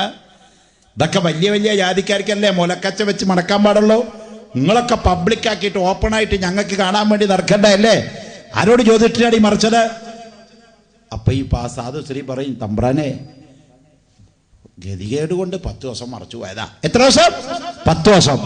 എന്നാ 10 × 5 50 പണം ഇവിടെ ടാക്സ് അടക്ക്. ആ ടാക്സിന്റെ പേരാണ് മുല ടാക്സ്. മലയാളത്തിൽ എഴുതി വെച്ചു, മുലക്കരം. ഇത്രയധികം ഉച്ച നീചത്വം ജാതീയത കൊണ്ട് പൊറുതിമുട്ടിയ സമയത്ത് മാലിക്കുദ്ദീൻ റളിയല്ലാഹു അൻഹു കേരളത്തിൽ കൊടുങ്ങല്ലൂരിൽ വന്ന് കപ്പലിറങ്ങി. എല്ലാവർക്കും അറിയുന്ന ഭാഷ ഉണ്ട്, ഈ ആംഗ്യ ഭാഷ. ഇത് ഇംഗ്ലീഷിലും മലയാളത്തിലും ഒക്കെ ഇങ്ങനെ ആട്ടിയ ഒന്നല്ലേ. അപ്പോ മാലിക്കുദ്ദീനാറ് അങ്ങകലെ വെക്കുന്ന ആ തെങ്ങ് കയറ്റ തൊഴിലാളിനെ അങ്ങനെ വിളിച്ചു. അപ്പൊ അയാൾ വന്നു. പക്ഷെ അയാൾ അടുത്തേക്ക് വരാതെ ഒരു 40 അടി അപ്പുറത്ത് ഇങ്ങനെ തൊഴുത് സമ്പൂച്ചനായി നിന്നു. മാലിക്കുദ്ദീനാറിന് മനസ്സിലായില്ല എന്താ സംഭവം. ദാഹിച്ച് പരവശനായി നിൽക്കുന്ന മാലിക്കുദ്ദീൻ റളിയല്ലാഹു അൻഹു കൈ കൊണ്ട് ഇങ്ങനെ കാണിച്ചു, കുടിക്കണം. ഇയാൾക്ക് കാര്യം മനസ്സിലായി. ഉടനെ ഒരു തെങ്ങിന്റെ മുകളിൽ അങ്ങ് കയറി 14 ഇളനീർ വെട്ടിയിറക്കി തന്റെ കൈവശമുള്ള വാക്കത്തി കൊണ്ട് തന്നെ മൂടരിഞ്ഞു. കുടിക്കേണ്ട പാനീയം 14 നിലത്തിങ്ങനെ നിരത്താൻ മണപ്പുറത്ത് അവിടെ വെച്ചു. എന്നിട്ട് പിന്നോട്ട് നടന്ന് 40 അടി അപ്പുറത്തേക്ക് പിന്നോട്ട് നടന്ന് അവിടെ അങ്ങനെ നിന്നു. അതാണ് അന്ന് ഇവിടുത്തെ ഏമാന്മാരുടെ മുമ്പിൽ സാധുക്കൾ ചെയ്യേണ്ടിയിരുന്നത്. മാലിക്കുദ്ദീനാറിന്റെ സംഗതി മനസ്സിലായില്ല. പക്ഷേ ദാഹിച്ചു പരവശരായി നിൽക്കുന്ന സ്വഹാബത്തായ ഇളനീര് മണപ്പുറത്ത് നിന്നെടുത്ത് കുടിച്ചു. ദാഹം തീർന്നപ്പോ തങ്ങൾക്ക് വെള്ളം തന്ന മനുഷ്യനെ അടുത്തേക്ക് വിളിച്ചു. പക്ഷെ ആ തെങ്ങ് കയറ്റ തൊഴിലാളി അടുത്തു വരുന്നില്ല. അയാൾ താഴ്ന്ന ജാതിയാണ്. അറേബ്യയിൽ നിന്ന് ചുവന്ന് തൊടുത്ത നല്ല ഭംഗിയുള്ള ആളുകളെ കണ്ടപ്പോൾ ഈ തെങ്ങ് കയറ്റ തൊഴിലാളി മനസ്സിലാക്കി ഇത് ഉയർന്ന ജാതിയാണ്. ഉയർന്ന ജാതിയും താഴ ജാതിയും തമ്മിലുള്ള അന്തരം 42 അടി വ്യത്യാസ. മാലിക്കുദ്ദീനാർ വിളിക്കുമ്പോഴും ഇയാൾ അടുത്തേക്ക് വരുന്നില്ല. അവസാനം സയ്യിദുനാ മാലിക്കുദ്ദീനാർ റളിയല്ലാഹു അൻഹു ആ തെങ്ങുകയറ്റ തൊഴിലാളിയുടെ അടുത്തേക്ക് നടന്നങ്ങ് ചെന്ന അദ്ദേഹത്തെ കൂട്ടിപ്പിടിച്ച് ശരീരത്തിൽ കേർത്ത് പിടിച്ചുകൊണ്ട് ആലിംഗനം ചെയ്ത് കളഞ്ഞു. പ്രിയപ്പെട്ട മുസ്ലിങ്ങളെ, ആ മനുഷ്യന്റെ പേര് അപ്പു. കേരളത്തിൽ വന്ന ഇസ്ലാമിന്റെ പ്രവർത്തകന്മാർക്ക് ആദ്യമായി കൊണ്ട് ഇളനീർ വെള്ളം കൊടുത്ത് സ്വീകരിച്ച മനുഷ്യന്റെ പേര് അപ്പു എന്നാണ്. അദ്ദേഹമാണ് ആദ്യത്തെ ഇന്ത്യയിലെ മുസ്ലിം. അദ്ദേഹത്തിന്റെ പേര് അബ്ദുർ റഹ്മാൻ എന്നാണ്. അദ്ദേഹത്തിന്റെ ഖബർ കൊടുങ്ങല്ലൂരിലെ ചേരമാമ്പള്ളിയുടെ മഖ്ബറക്കടുത്തുള്ള ഖബർസ്ഥാനിൽ ഇന്ത്യയിലെ ആദ്യത്തെ മുസ്ലിമായ അപ്പുവിന്റെ അബ്ദുറഹ്മാന്റെ ഖബർ കൊടുങ്ങല്ലൂര് ഖബറടക്കം ചെയ്യപ്പെട്ടു. അതാണ് ഇസ്ലാമിലേക്ക് ആകർഷിക്കപ്പെട്ടത്. അതാണ് കുമാരനാശാൻ പറഞ്ഞത്, എത്രയോ ദൂരം വഴി തെറ്റി നിൽക്കേണ്ട രേഴച്ചറുമൻ പോയി തൊപ്പിയിട്ടാൽ ചിത്താമവേനെത്തി ചാരത്തിടുന്നിട ചറ്റും പിടിക്കണ്ട നമ്പുരാരെ. തൊട്ടുകൂടാത്തവർ തീണ്ടിക്കൂടാത്തവർ ദൃഷ്ടിയിൽ പെട്ടാലും ദോഷമുള്ളോർ കെട്ടില്ലാത്തോർ തമ്മിലുണ്ണാത്തൊരിങ്ങിന് ഒട്ടല്ല കോജാതി കോമരങ്ങൾ. ഈ മാനവികത, ഈ ഐക്യം ഇസ്ലാമിലേക്ക് ആളുകളെ ആകർഷിപ്പിച്ചു പോയി. ലോകത്ത് മുഴുവൻ നടന്ന സംഭവം അതാണ്. അല്ലാതെ യുദ്ധം കൊണ്ട് നേടിയതല്ല ഇസ്ലാം, തീവ്രത കൊണ്ട് നേടിയതല്ല ഇസ്ലാം, ഭീകരത കൊണ്ട് നേടിയതല്ല ഇസ്ലാം. ലോകത്തെ ഏറ്റവും വലിയ ആദർശ പ്രസ്ഥാനമാണ് ഇസ്ലാം. ലോകത്ത് മുന്നോട്ട് ഇസ്ലാം വെച്ചൊരാദർശം അത് തെറ്റാണെന്ന് പറയാൻ ചങ്കൂറ്റമുള്ള ഒരു ശാസ്ത്ര സാഹിത്യ സാങ്കേതിക മേഖല ലോകത്ത് ഇന്നേ വരെ ഉണ്ടായിട്ടില്ല പ്രിയപ്പെട്ടവരെ. അതിന്റെ തെളിവാണ് ഞാൻ നേരത്തെ പറഞ്ഞ ചന്ദ്രനിൽ പോയി ചന്ദ്രനിലെ വെള്ളത്തിന്റെ ഉറവിടം. അതിന്റെ തെളിവാണ് ഞാൻ നേരത്തെ പറഞ്ഞ ഡൽഹി ഹൈക്കോടതിയുടെ വിധി. സ്വർഗാനുരാഗികൾക്ക് ഇഷ്ടം പോലെ വിവാഹം കഴിക്കാം.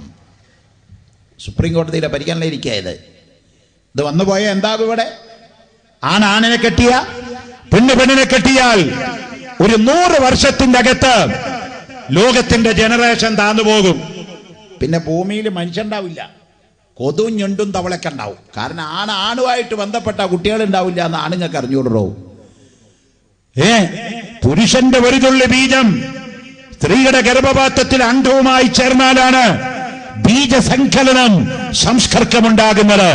പുരുഷന്റെ ബീജവും എത്രായിരം വട്ടം ചേർന്നാലും അതിൽ നിന്ന് കുഞ്ഞു ജനിക്കുകയില്ല, ഉറപ്പാണ്. അതുകൊണ്ട് ഈ റസൂലുള്ളാഹി പറഞ്ഞു, തനാക്കഹു വ തനാസലു. നിങ്ങൾ കല്യാണം കഴിക്കണതിന് ലക്ഷ്യം സന്താനോത്പാദന, അല്ലാതെ വികാരം തീർക്കലല്ല. വികാരം തീർക്കാൻ വേറെ കുറെ മാർഗമുണ്ടല്ലോ, അതിന് വിവാഹത്തിന് ആവശ്യമില്ലല്ലോ. അതുകൊണ്ട് ഇസ്ലാം പറഞ്ഞു, തനാക്കഹു വ തനാസലു. നിങ്ങൾ വിവാഹം കഴിക്കൂ, സന്താനോത്പാദനം ഉണ്ടാക്കൂ. അപ്പൊ ചില കുടുംബാസൂത്രണത്തിന്റെ ആൾക്കാരെ ഹാലളകി ഇങ്ങനെ പ്രസംഗിച്ചാൽ മൊയ്ലിയാരെ സംഗതി ഉരുമാലാവും. നിങ്ങൾക്ക് ഇങ്ങനെ പ്രസംഗിച്ചാണ് പോയാൽ മതി. ഇപ്പൊ തന്നെ നമ്മൾ ദാരിദ്ര്യരേഖ APL BPL കിടന്നു ഓടുക അല്ലേ. BPLകാരൊക്കെ APLകാരൊക്കെ എന്നെ BPLാക്കി പറഞ്ഞ് നടക്കുക. അരി കിട്ടാതെ പോവുകയാണ്. ഇന്ത്യ രാജ്യത്ത് ശക്തമായ ഭക്ഷ്യക്ഷാമം ഉണ്ടാകുന്ന പറയുന്നത് അരിമന്ത്രി. എന്നാ ഞാൻ പറയാ, വെറുതെ മനുഷ്യനെ ഓലപ്പാമ്പ് കാട്ടരുത് മന്ത്രിമാരെ. ഉണ്ടാവാൻ പോണില്ല. ഇവിടെ ഭക്ഷ്യക്ഷാമം ഉണ്ടാവില്ല. ആരാ പറയണ? ഖുർആൻ പറയുന്നു. എവിടെ പറഞ്ഞത്? വമാ മിൻ ദാബത്തിൻ ഫിൽ അർളി ഇല്ലാ അലല്ലാഹി റിസ്ഖുഹാ. ഈ ഭൂമിയിൽ ഒരു ചരാചരത്തെ പടച്ചു വിടുമ്പോഴേ അതിന്റെ ഭക്ഷണത്തോട് കൂടെയല്ലാതെ അള്ളാഹു പറഞ്ഞയച്ചിട്ടില്ല കേട്ടോ. ഉണ്ടാവില്ല. ഇപ്പൊ നോക്ക്, നമ്മളിവിടെ ഇപ്പൊ എത്ര ആളായിരിക്കണേ? ഒരു 100-300 ആള് കൂട്ടിക്കോ, റോട്ടിലും അകത്തും പുറത്തും എല്ലാം കൂടി അല്ലേ. ഇവിടെ വരുന്നതിന്റെ മുമ്പ് 300 ആൾക്ക് തിന്നാനുള്ള ഭക്ഷണം ഇപ്പൊ ഇവിടെ ഇല്ല, കാണാനില്ല. പക്ഷെ ഈ 300 ആളില് ആർക്കെങ്കിലും വായു കിട്ടാത്തതുണ്ടോ? എടാ, ഓക്സിജൻ ഇങ്ങോട്ട് വലിച്ചെടുത്ത് കാർബൺ ഡൈ ഓക്സൈഡ് അങ്ങോട്ട് തള്ളണു. ഈ പ്രവർത്തനം ഭയങ്കരല്ല. മിനിറ്റില് ഒരു ആരോഗ്യമുള്ള മനുഷ്യന്റെ പൾസ് പിടിച്ചാൽ 85 പ്രാവശ്യം ചലിക്കും. അപ്പൊ ഇതില്ലെങ്കിൽ ഒക്കെ പോയി. ഇതിന്റെ തൊട്ടടുത്ത് നമ്മുടെ ഒരു ആശുപത്രി ഉണ്ട്, ഷിഫ ഹോസ്പിറ്റല്. നിങ്ങൾ അവിടെ പോയിട്ട് അവിടുത്തെ RMO എന്ന് പറയുന്ന ഡ്യൂട്ടി ഡോക്ടറെ വിളിച്ച് ചോദിക്കുക, ഒരു പേഷ്യന്റിന് ശ്വാസം കിട്ടാതെ ഇപ്പം അങ്ങ് അഡ്മിറ്റ് ചെയ്താല് 24 മണിക്കൂർ അയാൾക്ക് ഓക്സിജൻ കൊടുക്കണമെങ്കിൽ അതിന്റെ റേറ്റ് എത്രയാണ്? എനിക്കത് കറക്റ്റ് പറയാൻ പറ്റും. കാരണം ഞാൻ 10-15 കൊല്ലമായിട്ട് ഒരു ആശുപത്രി മാനേജ് ചെയ്യുന്ന ഒരാളായതുകൊണ്ട്. ഒരു ദിവസത്തെ LPG ഗ്യാസിന്റെ വിലയല്ല പറയണത്, ശ്വസിക്കുന്ന ഓക്സിജൻ ഒരു മനുഷ്യന് 24 മണിക്കൂർ കൊടുക്കാൻ 2000 രൂപയോളമാണ് ചാർജ് ഈടാക്കുന്നതെങ്കിൽ ഒരു 84 കൊല്ലം ജീവിക്കുന്ന മനുഷ്യന്റെ ഓക്സിജന്റെ വില എത്രയാ പ്രിയപ്പെട്ടവരെ? കണക്കൂട്ട്. കോഴിക്കോട്ടുകാരൻ തൃശ്ശൂർ പോയാലും, തൃശ്ശൂർക്കാരൻ കണ്ണൂർ പോയാലും, കണ്ണൂർക്കാരൻ അമേരിക്ക പോയാലും, അമേരിക്കക്കാരൻ അബുദാബി പോയാലും, അബുദാബിക്കാരൻ ഖത്തറിൽ പോയാലും, അമേരിക്ക പോയാലും, ചൈനക്കാരൻ ഇന്ത്യ വന്നാലും ഓക്സിജന് ക്ഷാമമില്ല. ഉണ്ടോ? ഇല്ല. എവിടെയുണ്ട് ഈ സാധനം? ഈ ഓക്സിജന്റെ ക്ഷാമം എവിടെ വരുന്നുവോ ആ കാലഘട്ടത്തിൽ ലോകത്ത് ഭക്ഷ്യക്ഷാമം ഉണ്ടാവുകയുള്ളൂ.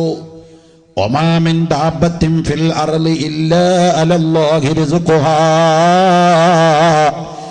എന്നാൽ ഈ ആയത്തോതുമ്പോ നിങ്ങൾ ചോദിച്ചു പോകും, ഉസ്താദേ അങ്ങനെയാണെങ്കിൽ നമ്മുടെ നാട്ടിൽ പട്ടിണി കിടക്കുന്ന വയനാട്ടിൽ കൂട്ടാത്മഹത്യ ചെയ്ത ആദിവാസികൾക്ക് ഭക്ഷണം എവിടെ? ലോകത്തിലുള്ള ഏറ്റവും വലിയ പട്ടിണി രാജ്യമായ ആഫ്രിക്കയിലെ എത്യോപ്യയിലെ ജനങ്ങള് പട്ടിണി കിടന്നുകൊണ്ട് മരിക്കുന്ന ചിത്രങ്ങളുമായിട്ടാണ് BBC-യുടെയും CNN-യും അൽ ജസീറ TV ഒക്കെ സംപ്രേഷണം ചെയ്യുന്നത്. ലോകത്തെ ജനസമുദ്ര സമൂഹത്തിൽ 45% ജനങ്ങളും ദാരിദ്ര്യ രേഖയ്ക്ക് താഴെയാണല്ലോ. ഇന്ത്യ പോലത്തെ ഒരു രാജ്യത്ത് 50% ആളുകളും ദാരിദ്ര്യ രേഖയ്ക്ക് താഴെയാണല്ലോ. അപ്പൊ ഖുർആനിന്റെ ആയത്ത് തെറ്റല്ലേ? തെറ്റല്ല, തെറ്റല്ല, തെറ്റല്ല. ഖുർആൻ പറഞ്ഞത് വളരെ കറക്റ്റാണ്. വമാ മിൻ ദാബത്തിൻ ഫിൽ അർളി ഇല്ലാ അലല്ലാഹി റിസ്ഖുഹാ.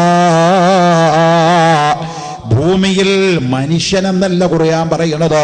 ഒരു ഉറുമ്പിനെ പറഞ്ഞു വിടുമ്പോ, ബാക്ടീരിയനെ പറഞ്ഞു വിടുമ്പോ, വൈറസിനെ പറഞ്ഞു വിടുമ്പോ, ഏത് ചെറുതു മുതൽ വലുതു വരെയുള്ള ജീവജാലങ്ങളെ സൃഷ്ടിക്കുമ്പോ അതിന്റെ ഭക്ഷണം കൂടി സൃഷ്ടിച്ചിട്ടല്ലാതെ റബ്ബ് പറഞ്ഞു വിടുന്ന ഏർപ്പാടില്ല. അത്ര വലിയ പ്ലാനിംഗ് ബോർഡിന്റെ എല്ലാ ചെയർമാനും അല്ലാഹു റബ്ബുൽ ഇസ്സത്താണ് മോനെ.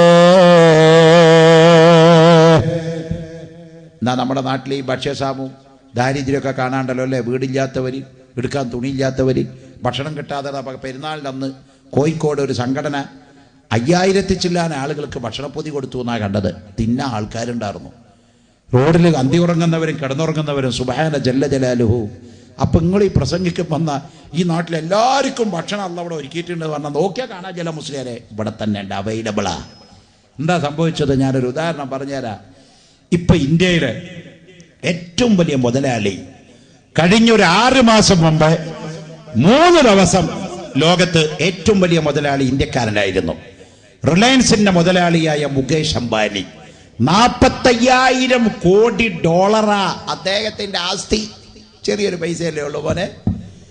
അദ്ദേഹത്തിന്റെ വീടിനെ പറ്റി അടുത്ത ദിവസം ഗവൺമെന്റ് ഓർഡർ ഇട്ടു. അദ്ദേഹത്തിന്റെ വീടിന്റെ മുകളിൽ ഹെലികോപ്റ്റർ ഇറങ്ങാനുള്ള സൗകര്യം ചെയ്തു കൊടുത്തിട്ടുണ്ട്. അദ്ദേഹത്തിന്റെ വീട്ടില് 400 ബെഡ്റൂമേ ഉള്ളൂ, 300 ചില്ലാന കക്കൂസേ ഉള്ളൂ, 2000 തൊഴിലാളികളെ ഉള്ളൂ. ചെറിയൊരു വീട് അല്ലേ? മുകേഷ് അംബാനിയുടെ കയ്യിലിരിക്കുന്ന 4500 കോടി അമേരിക്കൻ ഡോളർ അംബാനി അദ്ദേഹത്തിന്റെ അമ്മ പ്രസവിക്കുമ്പോ അമ്മയുടെ ഗർഭപാത്രത്തിന്റെ അകത്തുനിന്ന് 4 സൂട്ട് കേസില് പണായി ഇറങ്ങി വന്ന ആളല്ല അംബാനി. അല്ലാടെ ഭൂമി. ഇവിടെ ക്യാപിറ്റൽ ആർക്കുമില്ല, മൂലധനം മുഴുവൻ അല്ലാടെ. അതാണ് ഇസ്ലാമിന്റെ സോഷ്യലിസം. അതാണ് ഇസ്ലാമിന്റെ സോഷ്യലിസം. മൂലധനം അല്ലാടെയാ, ഭൂമി അല്ലാടെ, വായു അല്ലാടെ, വെള്ളം അല്ലാടെ, ആരോഗ്യം അല്ലാടെ, റൂഹ് അല്ലാടെ, ശരീരം അല്ലാതെ. അതുകൊണ്ടാ പറഞ്ഞത് വല്ലാഹു ഖലഖകും വമാ തഅമലൂൻ. ലൈഫ് ഇൻഷുറൻസ് ചെയ്തിരിക്കുകയല്ല നമ്മളെ, നമ്മുടേതായിട്ട് ഒന്നുമില്ല അവിടെ. അതുകൊണ്ടാണ് അധ്വാനിച്ചുണ്ടാക്കണേന്റെ 2.5 സക്കാത്ത് കൊടുക്കണോന്ന് പറഞ്ഞത്. ചില ആൾക്കാർ ഇപ്പൊ ചോദിക്കാറുണ്ട്, ഞാൻ ഇത്ര അധികം കഷ്ടപ്പെട്ട് കണ്ണീരയച്ച് ഉറക്കൊഴിച്ച് ഗൾഫിൽ പോയി വേർത്ത് കുളിച്ചുണ്ടാക്കിയതിന്റെ ഇതങ്ങോട്ട് വെറുതെ കൊടുക്കണമെന്ന് എന്താ മുല്ലാരി പറയണത്? ഒരു വിസ കിട്ടാൻ ഞാൻ പെട്ട പാടേ. ഓ, വിമാനത്താവളത്തിൽ നിന്ന് പോകാം. അവിടെ ചെന്നപ്പോ അറബിയുടെ ഹിമാറും ഹിൻസീറും ചൽബും വിളി കേട്ടിട്ട് ഞാൻ ഇടകറായി. ഇങ്ങനെയൊക്കെ കഷ്ടപ്പെട്ടിട്ട് ഞാൻ ആ മരുഭൂമിയിൽ നിന്നുണ്ടാക്കിയ കാശിന്റെ 2.5% നാട്ടിൽ തെണ്ടി അടക്കുക, ഒരു പണിയെടുക്കാതെ തെക്കോട്ടും വടക്കോട്ടും നടക്കുക. എന്നിട്ട് അവന് സക്കാത്തിന്റെ പേരിലോ കൊടുക്കൂല എന്ന് പറയാൻ അധികാരമില്ല ഇവിടെ. കാരണം ക്യാപിറ്റൽ മുഴുവൻ അല്ലാഹുവിന്റെയാണ്, ഭൂമി അല്ലാഹുവിന്റേതാണ്, വായു അല്ലാഹുവിന്റേതാണ്, വെള്ളം അല്ലാഹുവിന്റേതാണ്, എല്ലാ മൂലധനങ്ങളും അള്ളാഹുവിൻ്റെതാണ്. നമ്മുടെ കയ്യിൽ ഒന്നുമില്ല.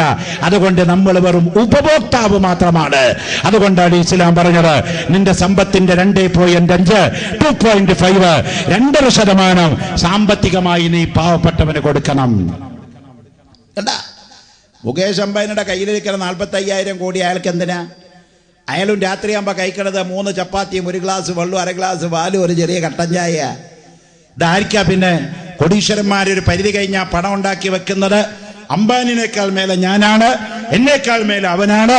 ക്രെഡിറ്റ് പറയാൻ ഈ രാജ്യത്തെ സമ്പന്നത കൊണ്ട് വീപ്പ് മുട്ടിക്കിടക്കുന്ന ബൂർഷ്വാസികളായ മുതലാളിമാരുടെ കയ്യിലിരിക്കുന്ന പണത്തിന്റെ 2.5% ഇസ്ലാമിക മാനത്തിൽ പ്രകാരം സക്കാത്ത് കൊടുത്താൽ ഇവിടെ പട്ടിണി പാവമില്ല, വീടില്ലാത്തവരില്ല, പെൺകുട്ടികളെ കെട്ടിച്ചയക്കാൻ പ്രയാസം അനുഭവിക്കുന്നവരില്ല. അല്ലേ ഇസ്ലാമിന്റെ സക്കാത്ത് വ്യവസ്ഥ? അൽഹംദുലില്ലാ, ഗവൺമെന്റിന് കൺഗ്രാജുലേഷൻ. ബഹുമാനപ്പെട്ട നമ്മുടെ ധനകാര്യമന്ത്രി അവസാനം പറഞ്ഞു പോയി, ഇസ്ലാമിക് ബാങ്ക് ഉണ്ടാക്കാം. അത്രയെങ്കിലും സമ്മതിച്ചല്ലോ. ഇസ്ലാമിക ബാങ്കിന് വേണ്ടി കേരള സർക്കാർ മുന്നോട്ട് വന്നിരിക്കുന്ന പ്രിയപ്പെട്ടവര്, ഒരു കാലത്ത് പറഞ്ഞു ഇസ്ലാമിക ബാങ്ക് ഒന്നും പ്രാക്ടിക്കൽ അല്ല, പലിശയില്ലാത്തൊരു വ്യവസ്ഥ ഇവിടെ നടക്കില്ല. പലിശ കൂടിയപ്പോഴാ കൊട്ടേഷൻ വർദ്ധിച്ചത്. ബ്ലേഡ് മാഫിയകളാ കൊട്ടേഷൻ ഇവിടെ ഉണ്ടാക്കിയത്. അതുകൊണ്ടാണ് ഇസ്ലാം ചൂഷണത്തിനെതിരായത്. അതുകൊണ്ടാണ് ഇസ്ലാം പലിശനെതിർത്തത്.